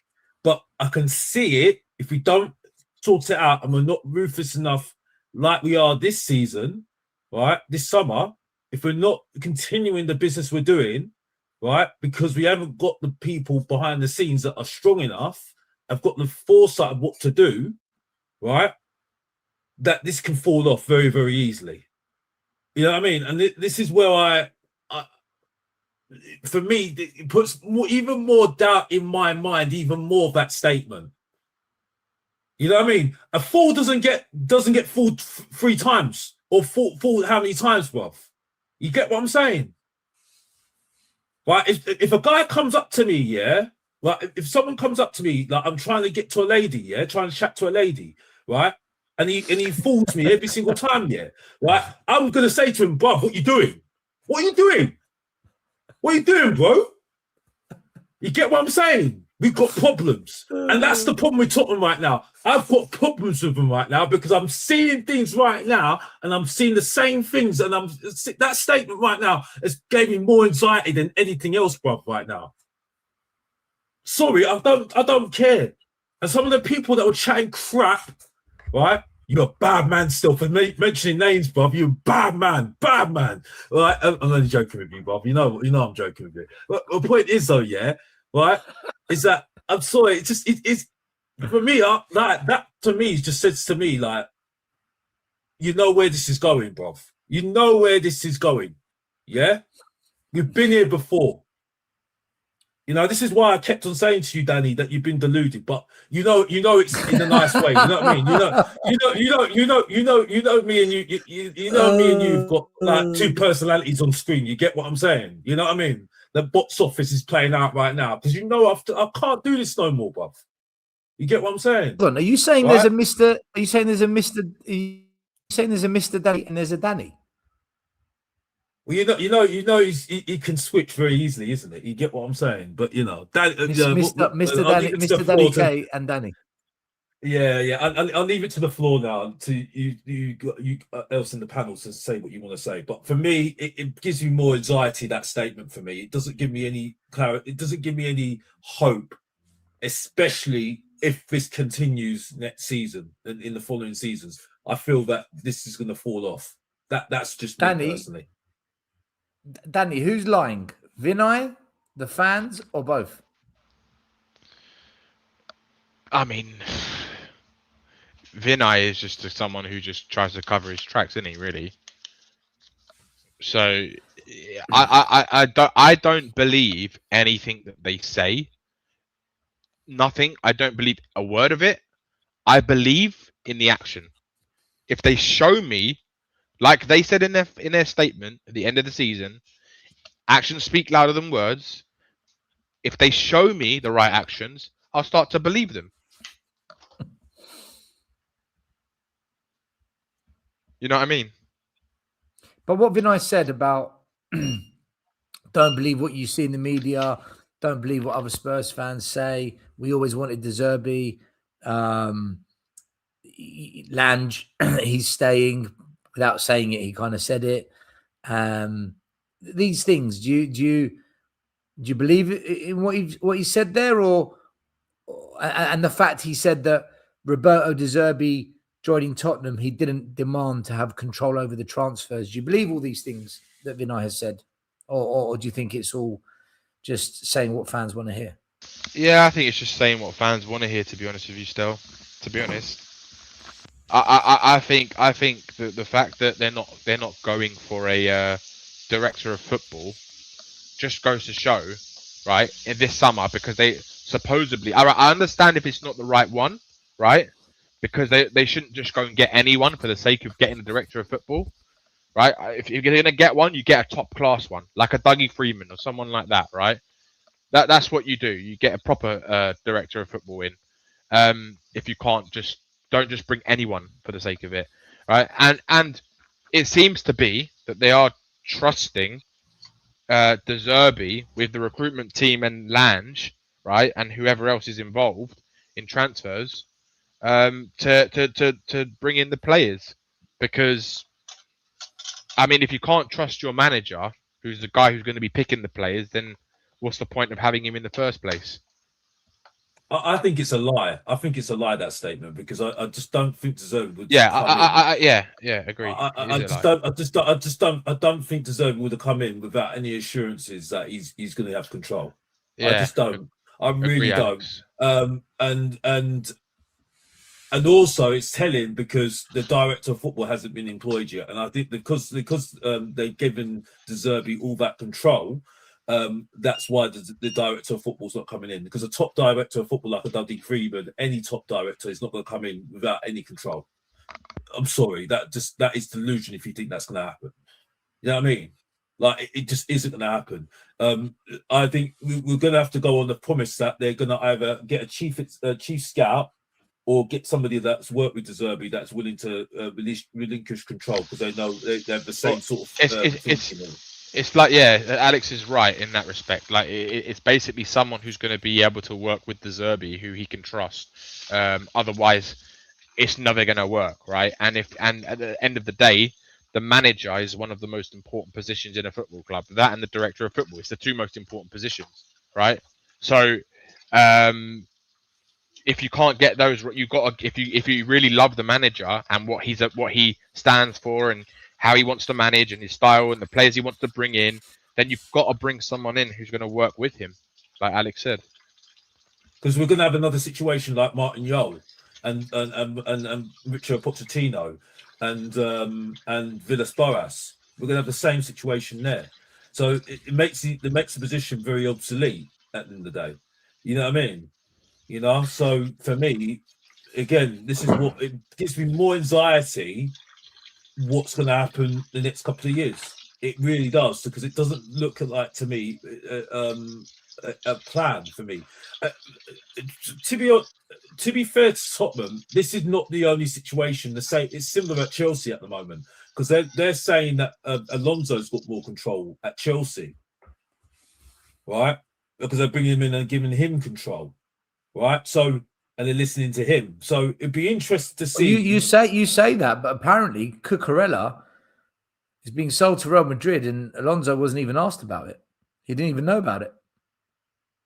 Well, this is the interesting thing right now. So I'm hearing With Chelsea what's fans are happened- saying the same things that we're saying about our club. Well, this is where I think it's going to be interesting to see whether the way that we've done things, Chelsea and us, with the manager being the ultimate, reportedly, right, and seeing what the teams like who've got the structure in place, like Liverpool, Manchester United, Arsenal, those teams, Brighton, how do they do next season? And which is the teams that are the ones that are more successful? And if we are successful with this way of doing things, will it change the mindset of those teams that have got more of a structure?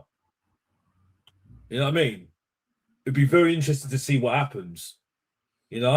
For me personally, I think we should have done. I don't think we've done the right way round. For me, I don't think we've done the right way round. I don't think you should give. For me, that statement has a lot of that things just don't sound true to me. The fact that De Zerbi agreed to come in without any control makes no sense to me. It's not. It's the exact words. The exact words were. Sorry, 1 second. He has never asked for control over any decision making. So it's not that he might not have any control. What they're saying is it wasn't one of his demands. I'm a bit confused about that because the reputations are on the line here as well. I know he's not going to get the full blame because we are renowned to be a mess a lot of the time anyway, most seasons now, right? And we're kind of a Spursy sort of team. I'm sorry to say the word because it triggers a lot of people, but the fact that he hasn't questioned it, I'm a bit confused. I would have thought that he would have had some, what's the word? Assurances. I think there's another word for it, but I can't think of it. I don't understand no, you're right. It's assurances. I don't know what the point of this fan advisory board is. What do? They just sit there. They tell the club if they're happy. They tell the club if they're pissed off. The club just give them some answers, and that's it. I don't understand. Do you not think that that De Zerbi, he might have not asked for more control, but the fact that they may have just said to him, "We want to give you more control," because if you look at it, if they don't have confidence fully in Lange, right, you've got to remember something, right? That the people who are running the football club are not football people, and this is like their first time running a football club, right? So they're brand new to running a football club. Vivian, Charlie, and the rest of them, they're not football people, right? So they're like going into. It's like they're going into school for the first time. They're learning something, so they're learning as they go along, right? And when you're learning, what do smart people in business do, right? When they need help in other areas they don't have the experience in, they go and hire people who know, right? So they hired De Zerbi, right? And they want to give more control to the people who are good at their jobs, right? So why would you keep Lange then? Because you cannot get rid of a director of football if you haven't got another director of football lined up. So, but you just said, but you said people in business, if they don't know what to do, they get someone in that can, right? If Lange doesn't know what he's doing, then he's causing problems. He's holding the club back. No, but there's a difference. There's a difference still, right? It's a difference because they wanted to bring in a director of football supposedly to with Lange to work with him, right? Maybe that's causing a challenge for obvious reasons, right? But which we know doesn't work. Yeah, which is probably why they're struggling to get one in, right? But because it doesn't work. but if you if you haven't got the if you can't get the director of football you truly want, say for example it is Dougie Freeman and he doesn't want to leave just yet, right? And their heart is set on Dougie Freeman, and he said to them, not this year, next year, right? What the Spurs going to do? They're going to sack Lange and have no director of football for a whole year. They can't do that. You tell De Zerbi, you're in charge of transfers. No. You can't do that still. Realistically, you cannot do that. Or you say to him, De Zerbi is not a sporting director still. He's not going to do the... You're not letting me finish. Go on. You say to Zerbi, you're in charge of transfers, or who would you like me to bring in for you? Who do you recommend? You've worked at many clubs. You know the football world. Still, who would you like me to bring in to do the job until we get in that guy? Yeah, because but I just said, what if they can't get that guy in right at this minute? All right, Then what if we can't get a striker in? Then we need to keep Richarlison. Are we going to accept that? Well, no, we're not going to accept that, right? So then we shouldn't have to accept keeping Lange if we can't get the director of football we want in. It works both. It has to work the same on and off the pitch, surely. Yeah, but it's a difference when there's very few. Well, in a way, it's similar because there's few and far between directors of football who are actually good, and it's the same for strikers. But you could. But the difference is, Spurs fan last year was saying he's the worst. Like he's the worst we've ever seen. That's what I mean. I was saying it with everyone else. I was saying it too. Yeah, I hear you. But at the end of the day, still, you can't sack a chair. You can't sack a director of football. Yes, you can. No, still, you're not listening.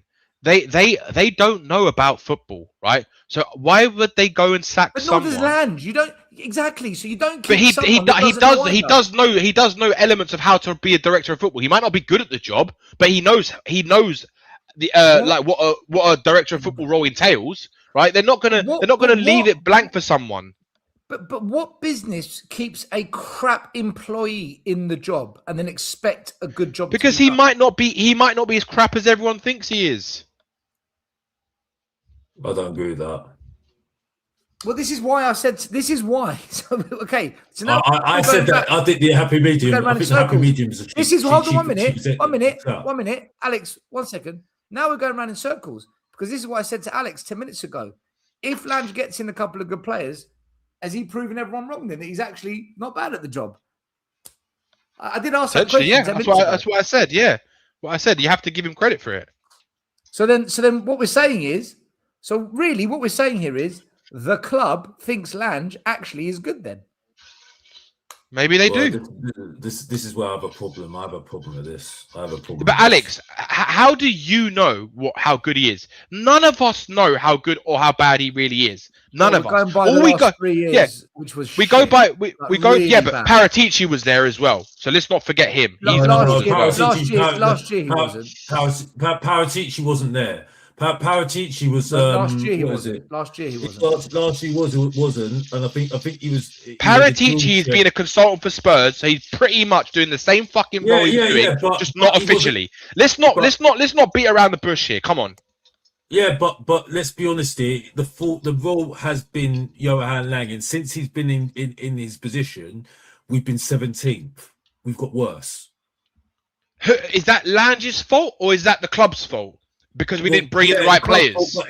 But the correlation since he's been in charge, it's got worse. I'm gonna put something out there for you, Stel.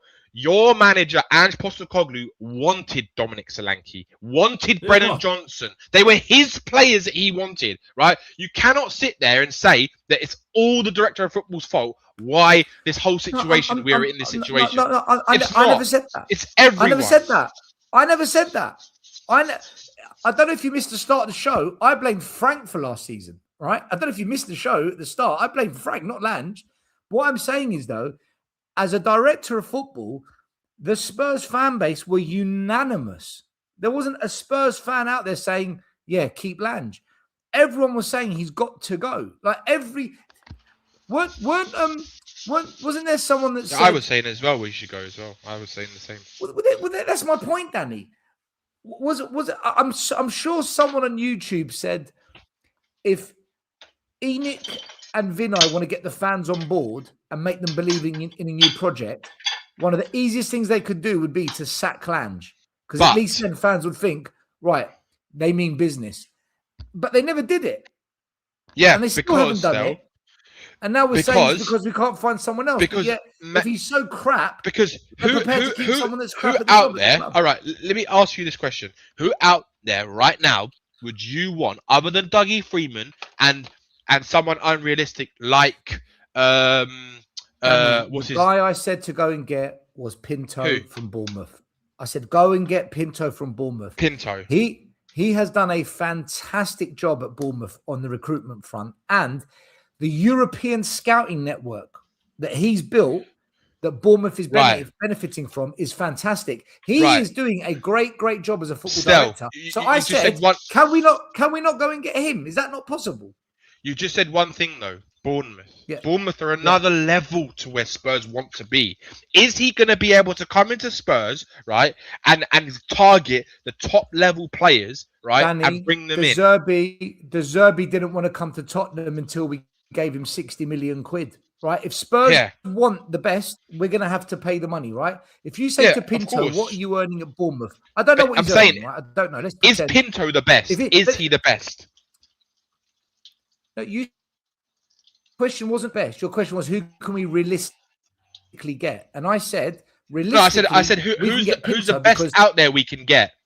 Pinto. I've always liked Ralph Ragnick as a football director. I like him as well. I like him as well. I've always said, I've been saying that for about 3 years. I like Campos, but we're never going to get Campos. Yeah, Campos is my number one. I think Friedman, I'm all over that, but he doesn't want to come to us. So we're not going to get Ralph Ragnick. We're not going to get Campos. We're going to get Freeman. Dougie Freeman. Said, go and get So I said, go and get Pinto, because whatever he's earning at Bournemouth, if he's on £2 million a year at Bournemouth, we can give him 3. Right, we really want that's him. That's not it. Still, the issue is I've answered your question. Then you're saying that's not it. No. Listen to what I asked. Right, you answered that part of the question, but I also said like the best out there. Right, is Pinto someone that they believe is the best person we can get? Right, to come in, or is he the only option right now that we could get? Because then, if you're only going, Pinto is levels above Ange. But how do you know that? No. How do you know that? Because I've seen the work he's done at Bournemouth, and when I speak to scouts that I know, they've all said to me the European scouting network that he's built is really, really impressive. He gets the job. He knows for Bournemouth still.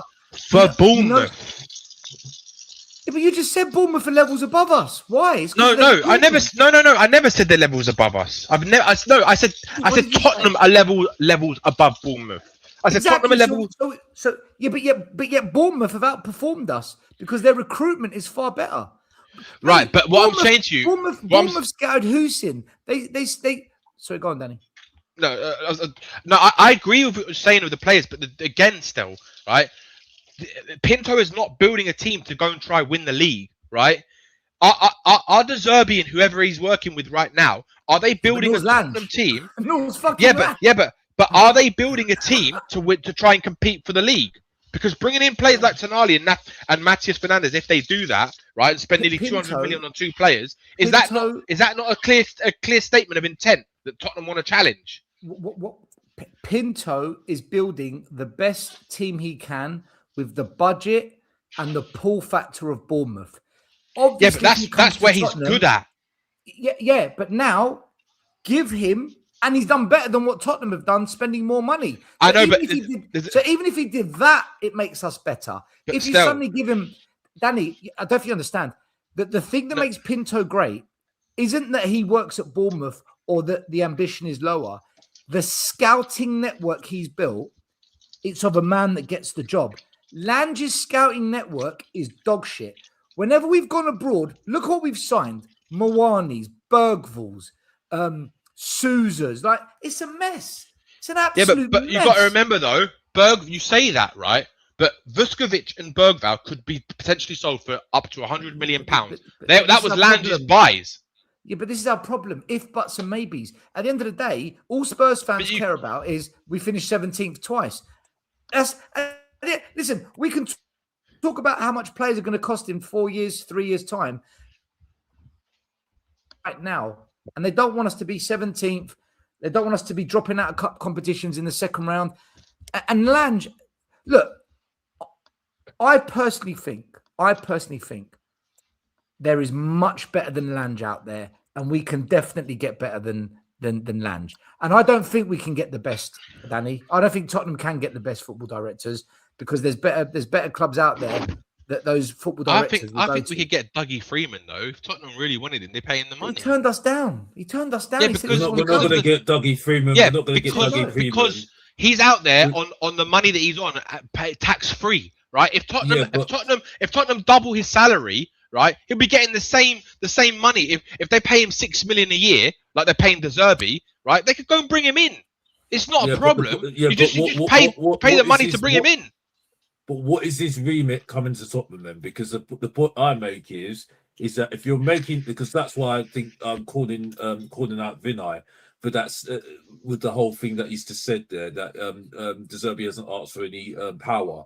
For me, I don't think he comes in with no power, right? Because so the question I ask is, Dougie Freeman comes in, yeah, but he's going to sit there and say, well, okay, what did you promise to De Zerbi? Because you're paying him a lot of money to come to Tottenham to coach, right? You've not just paid him a lot of money to come to coach Tottenham. You've made him promises, right? So what am I working with? What power do I have to do my job? Am I telling him what to do, or is he telling me what to do? Because if he's telling me what to do, we've got problems, and I'm staying where I am. That's the problem. That's the problem we've got right now. Because if they've made promises to him, right? If they've made promise to him saying, right, you getting all the power, De Zerbi, what is the point of a director of football then? It makes it obsolete. That's what I've been talking about all show. What is the plan here? Because if you're saying De Zerbi's is given all the power, because I don't believe that statement that the fan he hasn't got all the power. Otherwise, Ben Davies wouldn't have stayed. Well, for me, there's a reason why a director of football has not come in.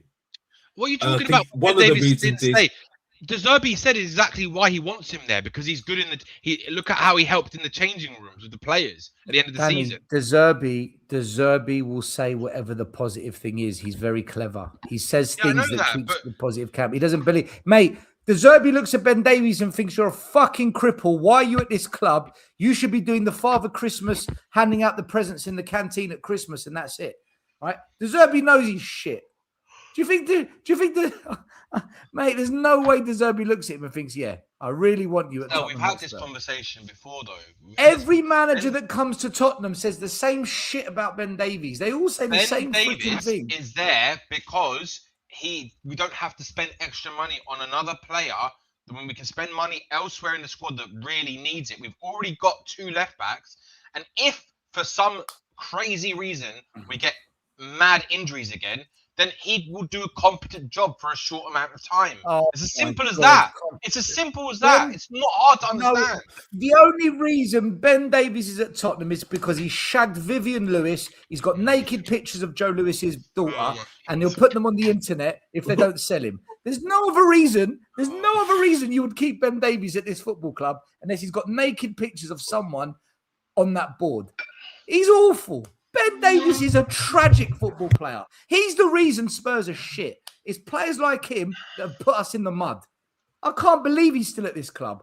There's no way De Zerbi rates him. Not a chance. I don't buy it, Danny, man. Any player I will cave in on.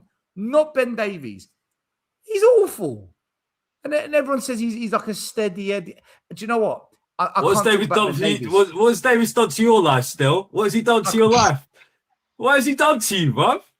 Alex, have you got like seriously, bro? If you got like a problem there, bro, you need to. Do you know what it is? That, bro. I'm joking. No, I get your jokes, but do you know what it is with me?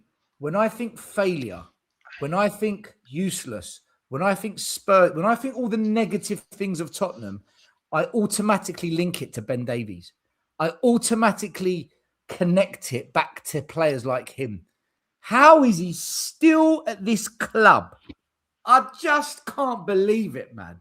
I really thought when De Zerbi said he's going to be the Spurs manager, I thought, oh, finally, Ben Davies will be gone in the summer. And he stayed. He stayed, man. I can't believe it. I can't believe it. Benji, how you doing, mate? You're right. Thanks for coming. Yeah, I'm good. No, mate. Happy to be here. Thanks for having me. Oi, I haven't done like a sound check. Am I coming through all right? Yeah. You sound just as deluded as you always do. Yeah, I'm good. How are you, boy? How are you boys coping with this heat? Now, I know you boys are Greeks. You're probably used to it, but I can't. I'm roasting alive right now. How are you coping? In Amsterdam, it's the same weather. It's pretty much the same. So I'm sweating buckets. I couldn't sleep last night, but I'm going out to watch the Netherlands game with some friends tonight. So it should be nice and cool outside. Should be good fun. Yeah, that sounds good. It starts at 1 a.m. So it should be fun. 1 a.m. You going hey, to Dutch that as fans well? are wicked. Yeah, it's going to be fucking jokes. I'm going with some of my friends. And you got work the next day? No. Well, lucky So you. Lucky Ryan Isaacs is currently in Cyprus on holiday with his girlfriend, okay? And the other night we went out to get some food. His girlfriend went back to the hotel because she wanted to go to bed and she didn't want to stay out late and watch the England game. So all the way to the pub, Ryan Isaacs is going to me. It's coming home still. I said, do you know what? I hear this bullshit every tournament. Stop saying, I go, you're being a typical Spurs fan. You are showing your Spursy nature, right? Because I can feel it. We're in the pub. The national anthem starts and he starts singing and he's chanting, he's coming home. He's the only one in the pub shouting at the top of his voice. I'm thinking, all right, this is what Ryan does. Mate, 10 minutes to go. It's 0-0. And he turns around to me and he goes, it's not coming home, is it? I said, I'm going to hit you, man. I'm going to fucking hit you. You dragged me out for 2 hours telling me it's coming home. And now it's not coming. Oh, my God, I couldn't believe it, man. Yeah, but to be fair, I mean, we're notoriously slow starters in tournaments anyway. But listen, I'm going to give you a little bit of insight.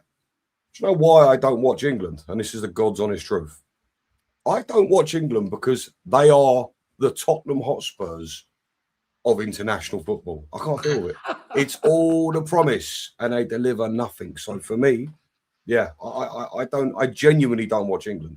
Like if it's on, don't get me wrong, but yeah, it's not worth the heartache. I can't deal with it twice. So I'm good. What do you want to talk about Tottenham, Benji? Big up to you, bro. I better big up, brother. How you doing? I think you're all miserable bucks and jumping the gun. There you go. How'd you like that? Them apples. Oh, yes, we love it. Oh, yeah. Love the energy. Oh, yeah. Come on. Dig that up, bro. Do you want to know?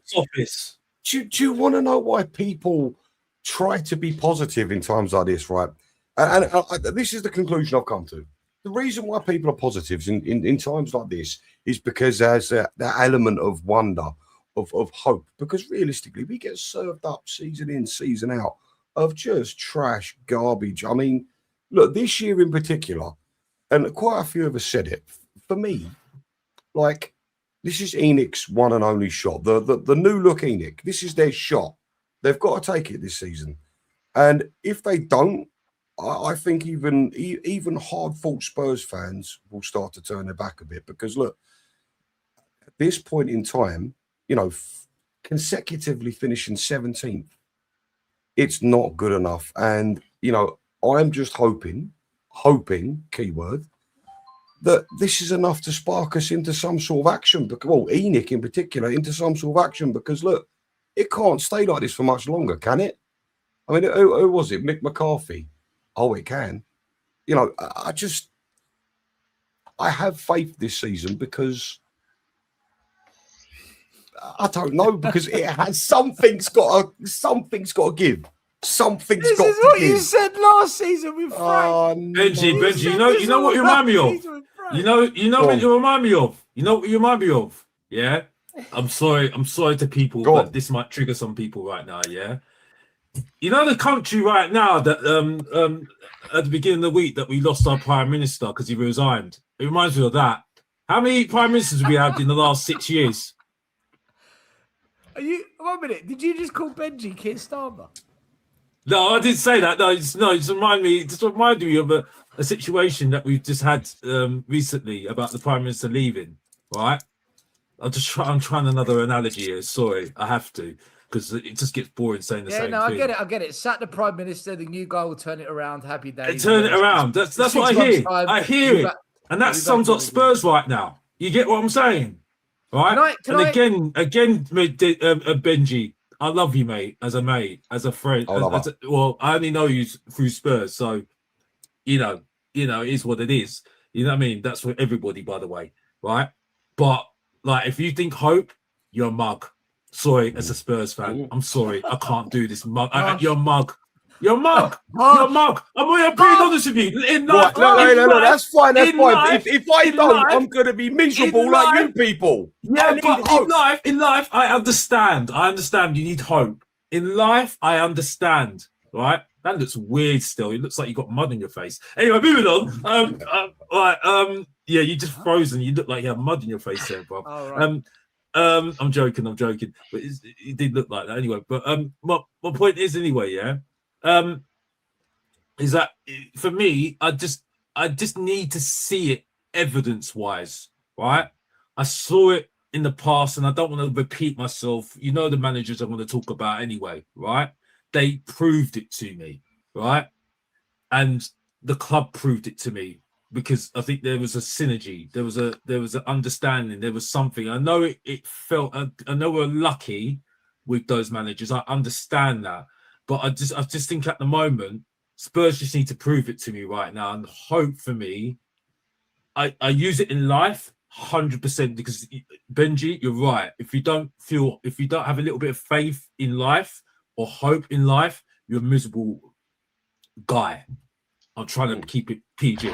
Yeah, I understand that. I get that, right? Because you can't be life's too short. Absolutely, yeah, 110%. But your life isn't determined by Tottenham Hotspur, right? Exactly. That's the point I'm making. But Spurs, sorry, I can't do this hope thing. It's for mugs. I'm sorry. Not when you've got Richarlison, that below average Emil Heskey still at my club. I'm sorry. Not when I've got that below average Emil Heskey still at my club. No way. You know what, Alex, and it's been 4 years with this guy. 4 years. 4 years. It's been 12 with Ben Davies. Oh, please. What are we doing here? 10 out of 10, Ben. What is your problem with Ben? I don't get it. What is my problem with Ben? Do you know what? You deserve the club you've got. You really deserve Out of all the players you pick Ben Davies, why?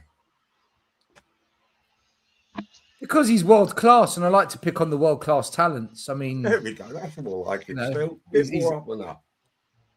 Ben Davies is everything that's wrong with Tottenham Hotspur. It's sentimental. It's emotional. It's just but he's a steady Eddie. Oh, but he works. Oh, but he's a nice guy. You don't win football like this. No one ever says he's a really good football player. No one ever says he's a really good football player. That's all I want to hear about a Spurs player. I just want to hear that they're really good. I don't want to hear anything else. I mean, unfortunately, we're not Real Madrid. I hear you, but do you not think you don't need to be Real Madrid to have really good football players? Yeah, but do you not think clubs in general? Oh, he's gone. Boys, do you not think clubs in general do need players like Ben Davies? No. Not every club is fucking star-studded. They're not. No.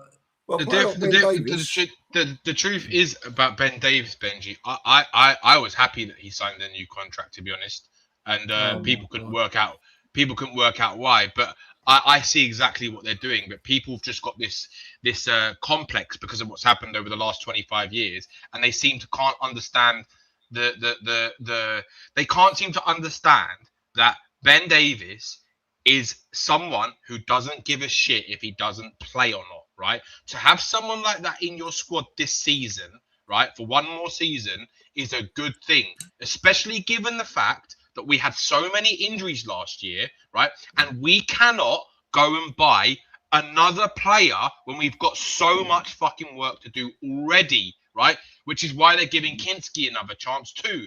It makes absolute no sense. Like, you can all sit here and say, yeah, Ben Davies is not good enough, right? We're not stupid. We all know this. De Zerbi knows this. But we can't do everything in one fucking window. Like, come on, man.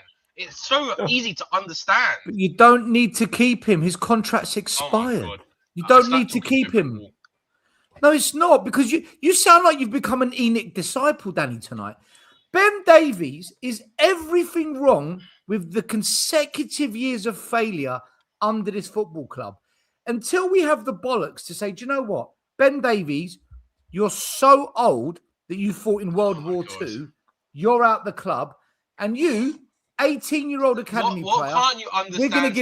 we're going to give you a chance, because if Senesi Why would gets they injured, put and an Van de Ven 18-year-old gets injured, and Danzo gets injured, and Van Heck gets injured, if all four centre-backs get injured, we'd rather give you a chance as a kid to make a name for yourself than turn to that slow coach, busted foot, donkey of a player that's still at this club.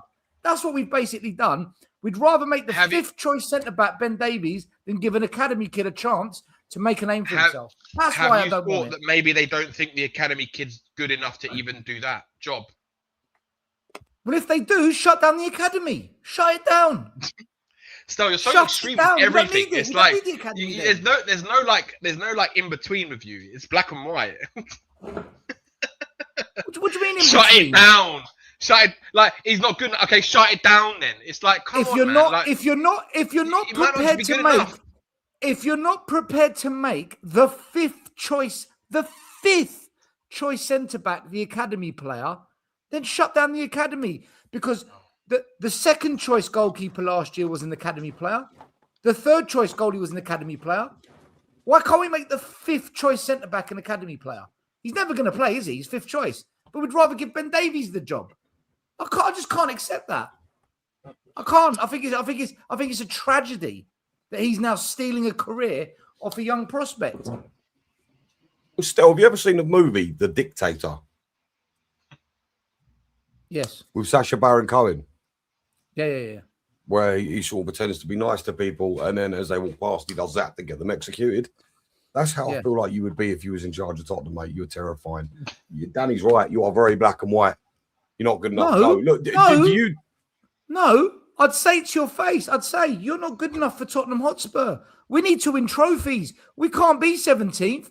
We can't be dangling around. Maybe we get into Europe seasons. You're not good enough. I want you to move on. Go and finish off your career in America. Go and earn big money because you've got a Premier League status. But this club's not for you. I'll say it to your face. I'll tell you straight, Benji. I'll tell you. You are surplus to requirements, my son. Cheerio. Pack your bags. If you want, move back to Wales. Have some tea cakes. Have a great life. So do you not think Danny's got a point at all? Do you completely disagree with him? I think Danny's lost the plot. I think he's absolutely lost the plot on Ben Davies. I don't think you see it from the perspective I've just tried to explain. But anyway. There is no world that exists where it makes sense to have Ben Davies at Tottenham Hotspur and to think this is logically taking us in the right direction. I just can't. Listen, I'm happy to go on this journey by myself, right? I just don't get it. He adds nothing positive to this squad, which is why no other team has Ben Davies in their squad. Did I not? Scott Carson of Manchester City. Yeah, he's not there. He was a great They let player. him go. He was a great player. They let him go. After not how there, many years? Is After he how many there years? now? After how many years?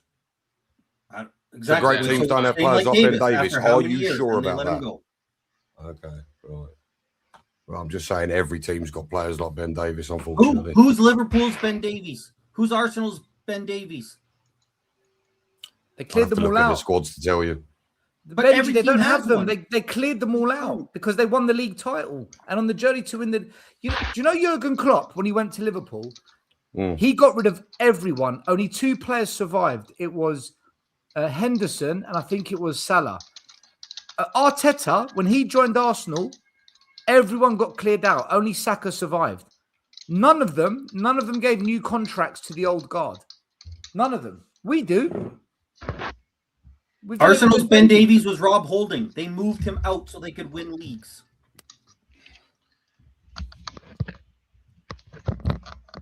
I'm more worried that he's taken a place from a potential youngster from the academy. That I would rather Vuskovic be the 5th choice. I know he won't accept that as a player. I know he won't accept it, so he can't. But I'd rather bring back Phillips and say, Phillips, we signed you a couple of years ago. Again, you be the 5th that's choice. just so stupid. It's such you talk about wanting to develop youngsters still, but then you want someone like Phillips to sit on the bench for a whole year and play one game when a player's injured, when all the rest of the players are injured. How's that going to help his development? It's not. It's going to send him backwards. His development's gone backwards anyway because he's not going to play for Tottenham. But No, it's not. His development hasn't gone backwards because he was in the team of the season last year, wasn't he? Then Danny, I'd get someone from the under-21s then. I'd have a kid from the under-21s. Oh, it's just ridiculous. That is ridiculous. No, because... Or have nobody, because Ben Davies... If we get hurt and Ben Davies is the option, play with 10 men because it's better than putting Davies on the pitch. No, it's not. Terrible. Davies actually won us a game last season, and if we didn't win that game, we wouldn't have been in the league. Just saying. That's not true. We're just making shit up. He scored a goal and won a game 1-0 for us. And that is true. He won the game. Yes, he did. He scored the goal to win the game. On the pitch by far. And Richie, on that day. And how many games did he play? How many games did he play that we lost and he cost us? When last season? Cost us. Yeah. Don't remember him doing that so often at all. What games did he play? Any he hardly game played he last played in season. that we lost. Okay, so I'm asking, what games did he play in? I don't know off the top of my head what games he played in. Listen, he's here. He's not going anywhere. He's going to stay. It's a poor argument anyway. It's not, because if you're going to say he scored a goal, therefore because of his goal, that's the reason we won. Then if he plays and we lose, then he's the reason we lost as well. That's like saying everyone else is also the reason why we lost, Stel. Well, what about the people that created the chance for him? Argument. What about the players? What about the players that got the ball upfield so that we could score the goal? It's a team effort. Can't just say Davies. No, I know exactly. That's what I'm saying. But the issue with your argument about why we shouldn't keep Ben Davies, I get what you're coming from. You'd rather play an academy kid, but maybe they don't want academy kids. They want seasoned professionals. And Davies, as you might not like, I just don't understand. Do a job. I just don't understand how someone like you spends every season saying this squad shit, and then you're happy to him to stay. After you tell us the squad shit every year, you're happy for a shit player to stay. But it's so irrelevant. What's the problem with him staying? It's so irrelevant. Because everyone moans that. No, it isn't, because Danny just said we need him to play. No, I didn't. What are you fucking talking about? I never said that once. You said because he can do a job. How can... Yeah, he can do a job, but I also said he's not going to fucking play because unless we get injuries, that's the only time he's going to play. And what I also said, Scott, if you're fucking listening, right, is the fact that he is not going to play, right? And he is happy to sit on the bench and not play games of football. What don't you understand about that? You can't put fucking kid... He can do a job, so he isn't going to do a job. He can do a job. He's shown he can do a job. Danny, you can't spend the whole year telling us the squad is shit, and then when a shit player stays, you defend it. I don't understand the logic. I don't get it. The squad shit. Ben Davies stays. Oh, I understand it. But he's one of the shit players. He should have been gone years ago. How has Ben Davies how is he here for 12 years? I don't understand. I don't get it. Apparently, there's breaking news on Sky. Can anyone see it? Everyone in the I sent it to you in the chat. Oh, that's what they said that earlier about Tonali wants to join the Spurs. It's not really news then. It's just more gossip. I suppose the bigger question is with players like Tonali and Fernandez both not at the World Cup. It's a slight bit concerning that we've not got them over the line just yet. And also, I'd like to ask you guys, because maybe you know more than me, where are we getting all this money from, given the fact that we we made a loss last year. Where is this supposed money coming from? Because we don't want Tonali or Fernandez. We want Tonali and Fernandez. I'm guessing they're planning quite a lot of sales, like Romero, Dragusin. Yeah. I think one of the fullbacks will probably get sold. The players that we're signing as well, they're all free, so they're saving a lot of money by not paying for players so far. So I think they're gonna. I think it's going to come from player sales. They're probably going to sell Richarlison or Solanke, like Danny said earlier. One of them's probably going to go. Pape Sarr, is he going to be here next year? Bergvall. They're saying Bergvall's going to be sold. He wants out. Well, it's not that he wants out. Get sold. There's rumours that Jed Spencer's going to be sold because he wants to leave, or I think the other way around. He's not in De Zerbi's plans. That's what they're saying, which leads me to realise that that's why they signed Porro on a new contract, which I don't agree with, to be honest with you. But yeah, as you were, sorry to interrupt. I don't believe that for a second that he's not in plans. I think that's just bullshit media hearsay. And as far as Bergvall goes, I've read this a few times now. It's not that he wants to leave the club. It's just he's seeing Spurs do a major business in the transfer market, supposedly, and feels he may not be able to compete with that. And in all fairness, you know, Fernandez and Tonali, if they were to come in, which I still don't quite believe, but if they were to come in, I do think that would limit Bergvall's game time massively. And I think he's a player that needs to play week in, week out if he's going to hit his potential. So I can understand why he'd want to leave. But the Jed Spence stuff, absolute bollocks. I don't believe that at all. He's been moved back over to the right-hand side as backup for Porro. I can't see him not being in De Zerbi's plans. But you just said, as a backup to Porro, is Jed Spence happy to stay as a backup to Porro? He's what, 24, 25? Like, he's going to want to go play somewhere else. I think that's why I could see. And he's not a De Zerbi style player either, so. You don't think? Explain. No, he can't progress the ball. He doesn't pass the ball well. He's poor at crossing the ball. I don't think De Zerbi wants that in a fullback. He needs the fullbacks to help Porro move just the get ball a new up contract? Porro got a new contract. Yeah, that's the point. Yeah. Yeah, the breaking news though is just basically that Tonali's ready to sign for Spurs. Great. Yeah, that means absolutely nothing when you're not even agreeing a deal with Newcastle. You need to give them the money what Newcastle want for us to sign a deal We are not going to get Tonali unless we pay Newcastle exactly what they want. This is what they did with Liverpool and Isak. They dragged it. In the end, they got 125 million. They're going to do the same with us. They know they can do it. They've done it before. Of course they're going to do it. They've got all the power anyway because you've got him on a very long contract still. How much do they want? Does anyone know how much they want for him? I don't even know. They want over 100,000. No, they're saying 100 million euros. 100 million. Yeah, 100 million euros. They're saying so. It's 85. So 90 million pounds probably, roughly. I would have thought. I think if we get in Fernandez first, I think that puts us in a better position. Which is what I think Spurs are trying to do. That's what I think. Yes, I agree. I agree. Puts us in a much better position. And we all know Newcastle really and truly need to sell because of PSR. So, yeah, but apparently Guimaraes is off to Arsenal. Really? That makes absolutely no sense. Sky Sports have said. Sky Sports have also said. So hold on, Alex. They've said that that the midfielder is keen to play for De Zerbi, and we know this. And the contract is worth more than 275 grand, and he's ready to sign as soon as Tottenham agree a deal with Newcastle. So basically, that's the final stage, the biggest stage. They also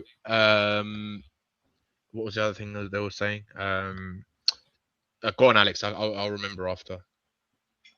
No, I mean, this is Arsenal though. I just didn't understand what Stel was saying about. I thought they were looking at Morgan Rogers as well. I saw a Arsenal, report that they're not going to sell. They're not going to sell Guimaraes, especially if they sell Tonali. They're not going to sell both their midfielders in one window. they wouldn't. I don't think they would do that. But do you He's a think good this is an midfielder. instance, He's a very boys? good midfielder. Oh, he's fair. Guimaraes is my But dream midfielder. He's my dream midfielder. He's amazing. I think he can be used better. I think the system that Eddie Howe plays in, I think you could. I think there's more to him than the way he's played. But I think that's why I think Eddie Howe's got a system, and he is a bit of a pragmatic manager in that Eddie Howe, isn't he? Even though he's a very good coach in that sense, you know what I mean? So I think the way you're seeing Tonali at the moment, you're using him as more a press resistant sort of midfielder, isn't he?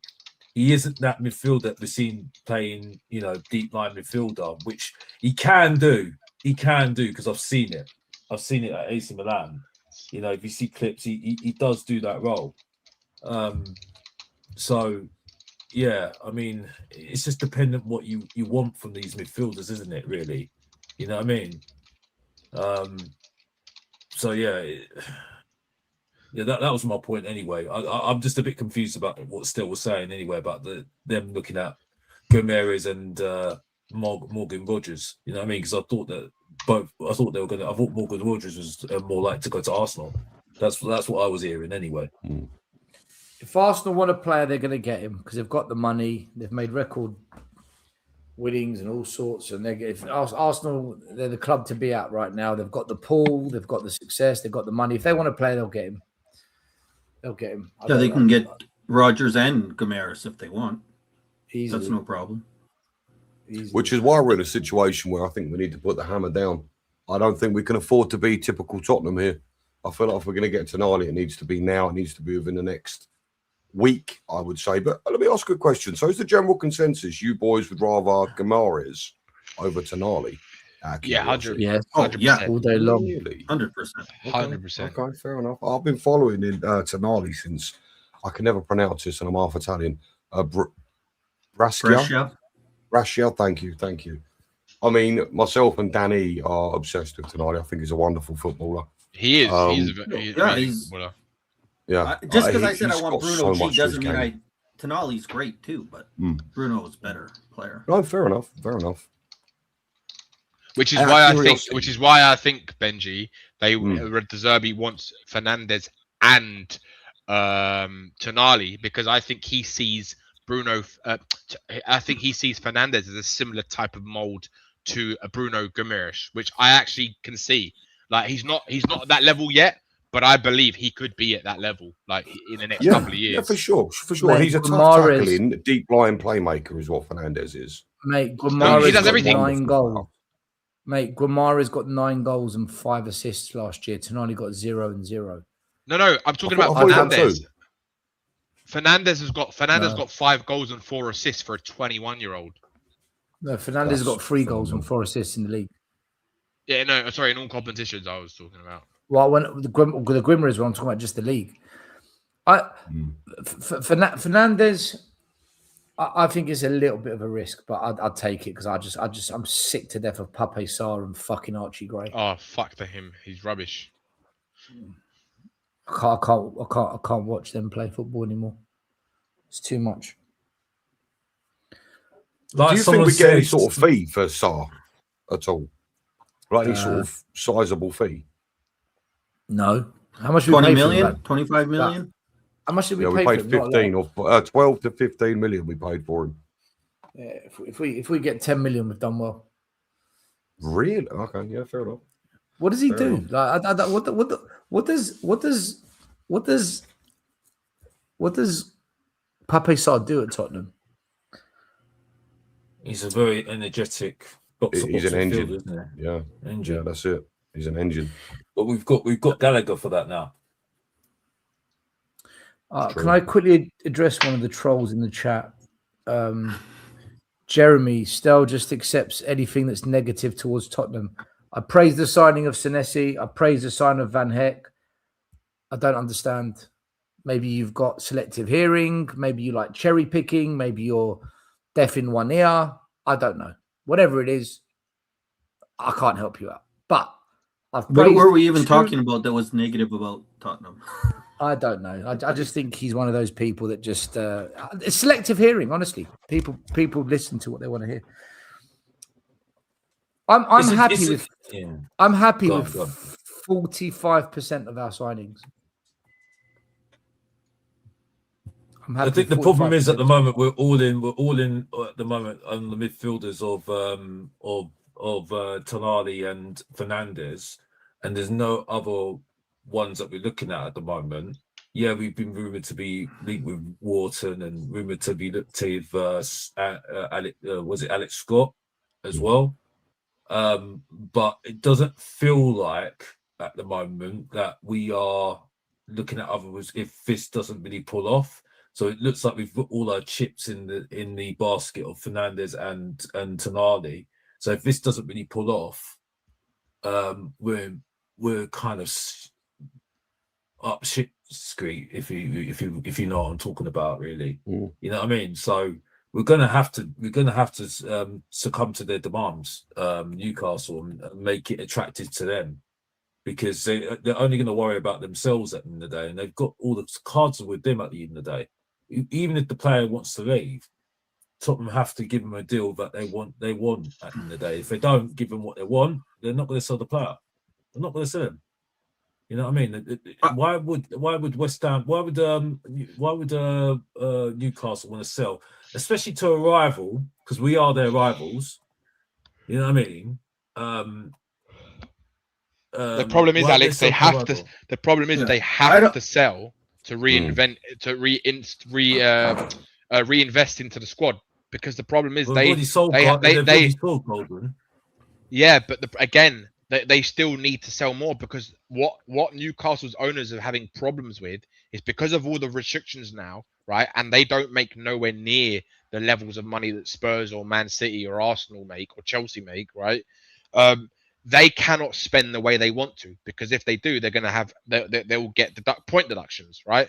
They can't. They physically can't, and they're not in the Champions League now as well, right? So another season not in the. In order for Newcastle to be a team where they can spend the money that their owners actually have, right? They need to be in the Champions League year in, year out for the next 5 years, right? On a consistent basis, because that's how you build your fan base. That's how you build the attraction to the club, right? And that's how you start earning more money.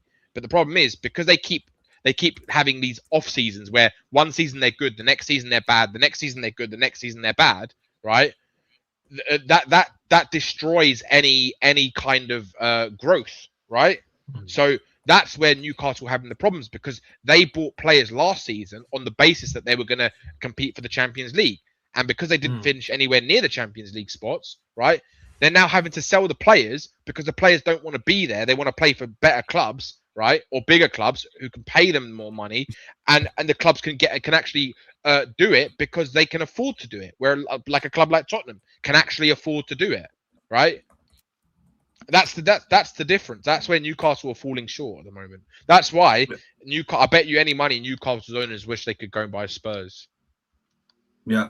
Newcastle will sell Tonali. That's not the problem. The issue that we're going to have a little bit with Tonali, but I especially think with Fernandes, is we're going to get the deal ready to go. And then Newcastle, because they're not morons, are going to say, hey, City, guess what? This is what we're doing. Hey, Arsenal, this is what we're doing. And what's more than likely is City going to say, okay, we'll take him.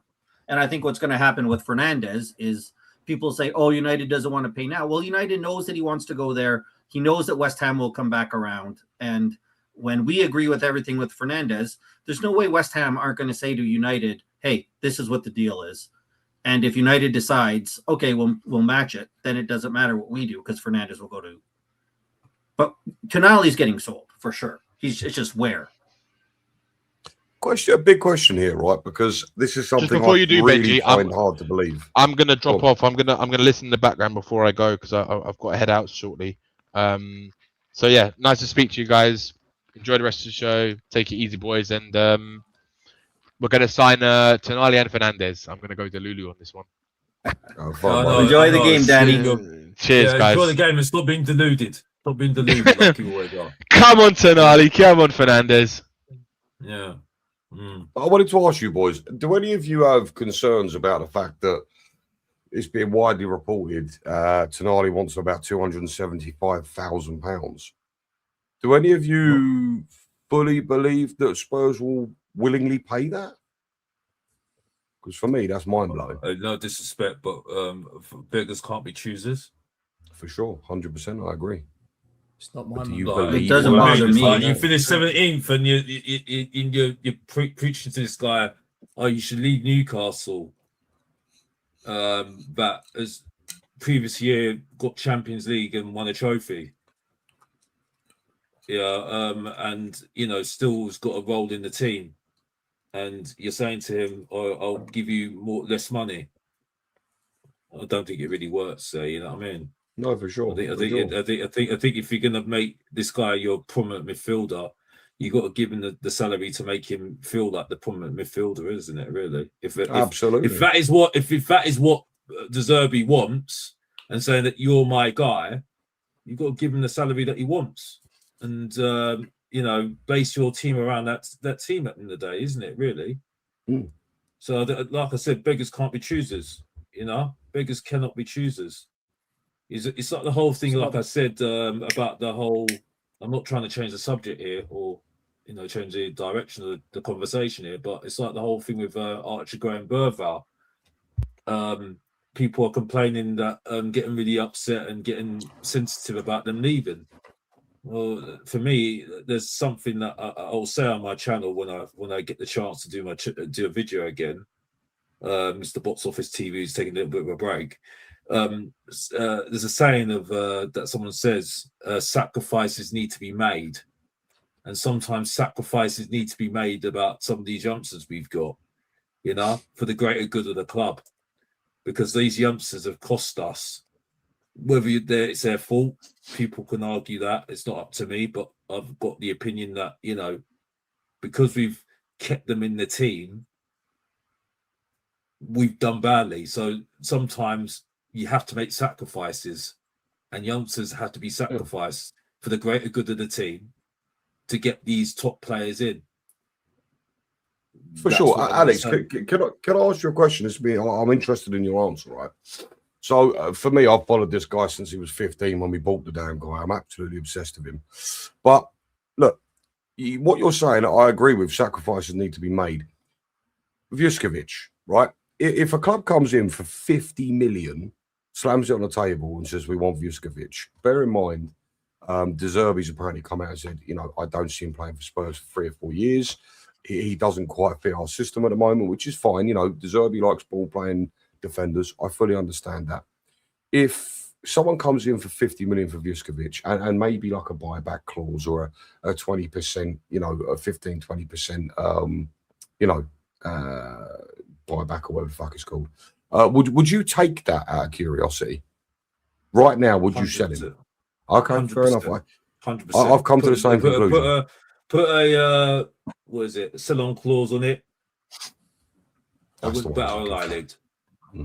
No, fair enough. I was interested in where you stood. What about you, boys? Still, Scott, how do you feel about that? Would you sell or would you keep? I would sell him because he's shown he doesn't want to be here unless he's getting first team minutes. We just signed Van Hecke, who's 25 years old. So where's he getting those minutes in the next, say, 3 years, 4 years, right? Because I would hope that 26, 27, 28, Van Hecke is still going. So, yeah, you'd move him on. See, originally, I thought the master plan was bring in Van Hecke and then just to get him to sign a new contract, send Vuskovic back out to Hamburg to play with his brother. I know something he wants to do, and I figured if we gave him that gesture, he'd definitely sign, a longer contract with us. So for me, that's what I thought the master plan was. But yeah, if Brighton do come back in, say 50 million this time, I think absolutely get rid. If he's not going to play, I think like Box Office said, you make sacrifices. As much as I am, whether you laugh at this or not, I am convinced and have been for a while, Vuskovic will go right to the very top. Right to the very top. I think he's fantastic. I know he wasn't amazing for Croatia the other night because that's the only reason why I watched that damn game. But yeah, my personal opinion, I think that guy goes straight to the very top.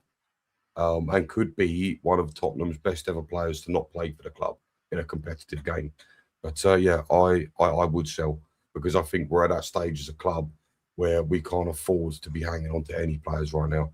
We need funds, and we need to start making purchases that fit our system, because it's something we've not done for many, many years. I mean, constantly, year in, year out, see the same shit. We seem to get players from the previous regime, you know, and it never quite, the players that come in never quite fit the current system. You know, but we've got a few players, Porro being one of them, would have suited Conte down to the ground, you know. So for me, I agree with you boys. I would get rid of Juskovic as well if that money came in.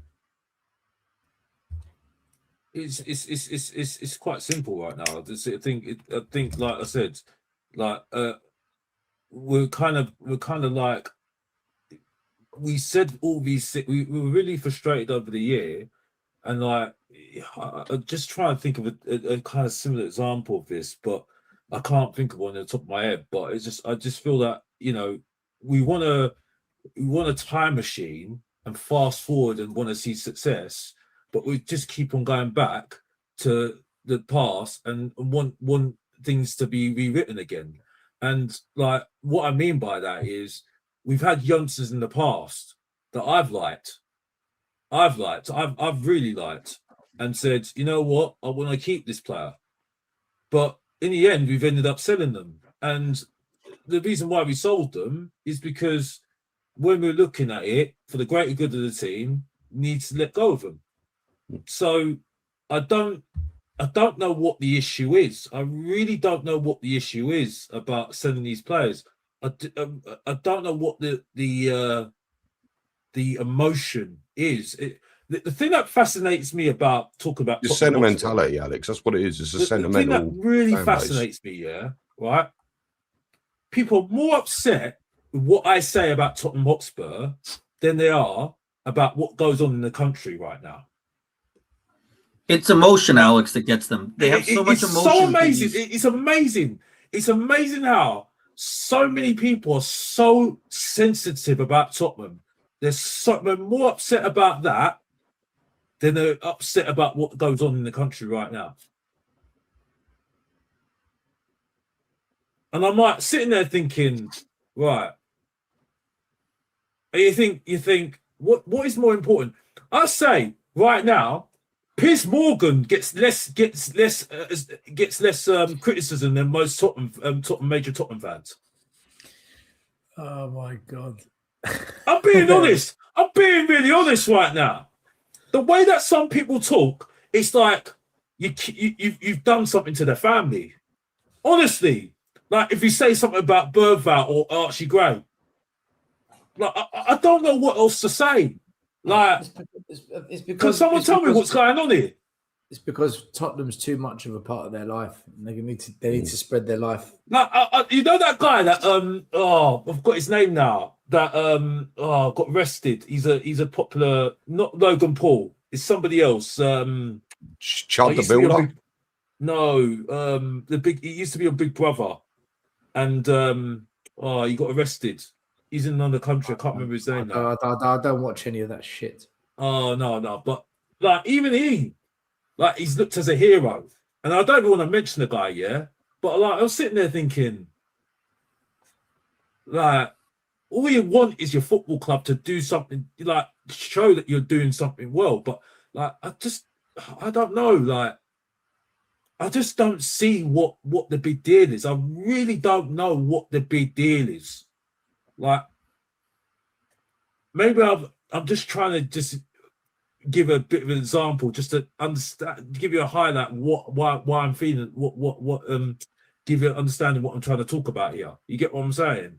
You know, because Alex, what are you talking about?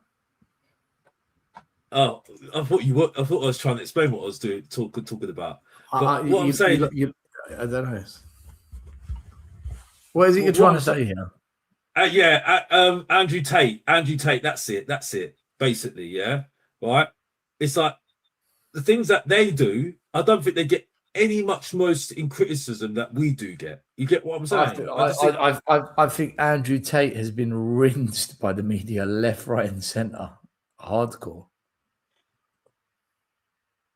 I mean, the way that people talk about some of us Spurs fans, and I mean, over the past, and I mean, I don't want to give him too much credit. I don't want to give him too much airtime, but I do like him anyway. Sava and yourself. I mean, some of the criticism and some of the stuff that you lot have to be gone through, and even myself in that sense, not at a bigger scale that you have, but some of the stuff, just because we don't like what's going on at Tottenham, it just gets absolutely ridiculous. And you sit there and think, right, what? Okay, now I understand what you're saying. Yes, I know, that's what I was trying to say. They're fans in our club, and I think it's in large part because of the lack of success, is that it's easier for them to believe that all the magic is going to happen. And if you believe that Archie Gray is a world-class player, it's easier to believe that he's going to turn into a world-class player, and Bergvall's going to be world-class, and Tell's going to turn out. Because the alternative is we have to buy quality players. That's the reality, right? And that's hard to do. It's hard to be a good club and buy quality players, especially when you're Spurs. So it's far easy to live in the fairy tale that instead of us having to go out and buy the hard players to get, that we already have them here, and it's just magic that that Gray is going to turn out to be world-class, Bergvall is going to be world-class. So then when you poke holes in their fantasy land, they get mad, because it means they have to look into themselves and realize that they're wrong. When people don't like to do that. I'm just get showing angry an example when you point it out to them, Alex. They get very angry. I'm just showing examples of characters in the real world that are in the pop culture, whatever you call it. Anyway, I don't know what it is, right? But I'm just saying those sort of characters that have to deal with outside things. I look at some of the criticisms they get, and looking at the criticism that we get as fans, and I'm just saying, and I'm not dismissing what they do. That's not my point here, right? I'm not dismissing what they do here, right? Because there is personal stuff. There's things there that are not right with those characters. So please don't think I support them. I don't do that. That's not me, right? That's not Alex, right? There's no way. I don't even do that. But I'm just looking at some of the stuff that they get. What the fuck are we talking about here? Like, what? No, I'm trying to look at that analogy. I'm looking at analogy. Just going off about Andrew Tate, how the world looks. Who gives a shit? I know. I'm trying to get an analogy. I'm thinking of an analogy. Alex, who cares? Who cares? I don't know. When you go back to those analogies, Alex, you lose me again. So I thought I had you for a little bit, but now I don't know. I was trying to explain myself in an analogy. That's what I'm trying to do, because because there's only so many times I can say the same thing. That's I've been called every name possible for having views and opinions on Tottenham that don't agree with others. I just don't care anymore. I don't care, because what will happen, right? Listen, boys and girls, we're going to wrap it up tonight. It's been almost 3 hours, much longer than what I needed to go on for, because I've got things to do still, because I'm 2 hours ahead of you guys. It's 11:45 here. What time is it over there? 9:45? Yeah. 9:45, yeah. 2:45. So, yeah, what time is it where you are, Scott? 2:45 in the afternoon. What 8 hours ahead of you? Yeah, I'm 8 hours ahead. Bloody hell. England's 7 hours ahead of me. Oh, I'm 9 hours then. I'm 9 hours. Wow. 9 hours. God damn. Yeah, that's some time difference. Listen, Yeah, thank you everyone for watching tonight. Make sure you follow Mr. Box Office TV, Scott M, Benji. They do the rounds. Check them out wherever they are. I'll be back some point, probably next week, Monday or Tuesday, with a show. Check that one out. Until then, thank you. God bless. Have a great night and have a good weekend.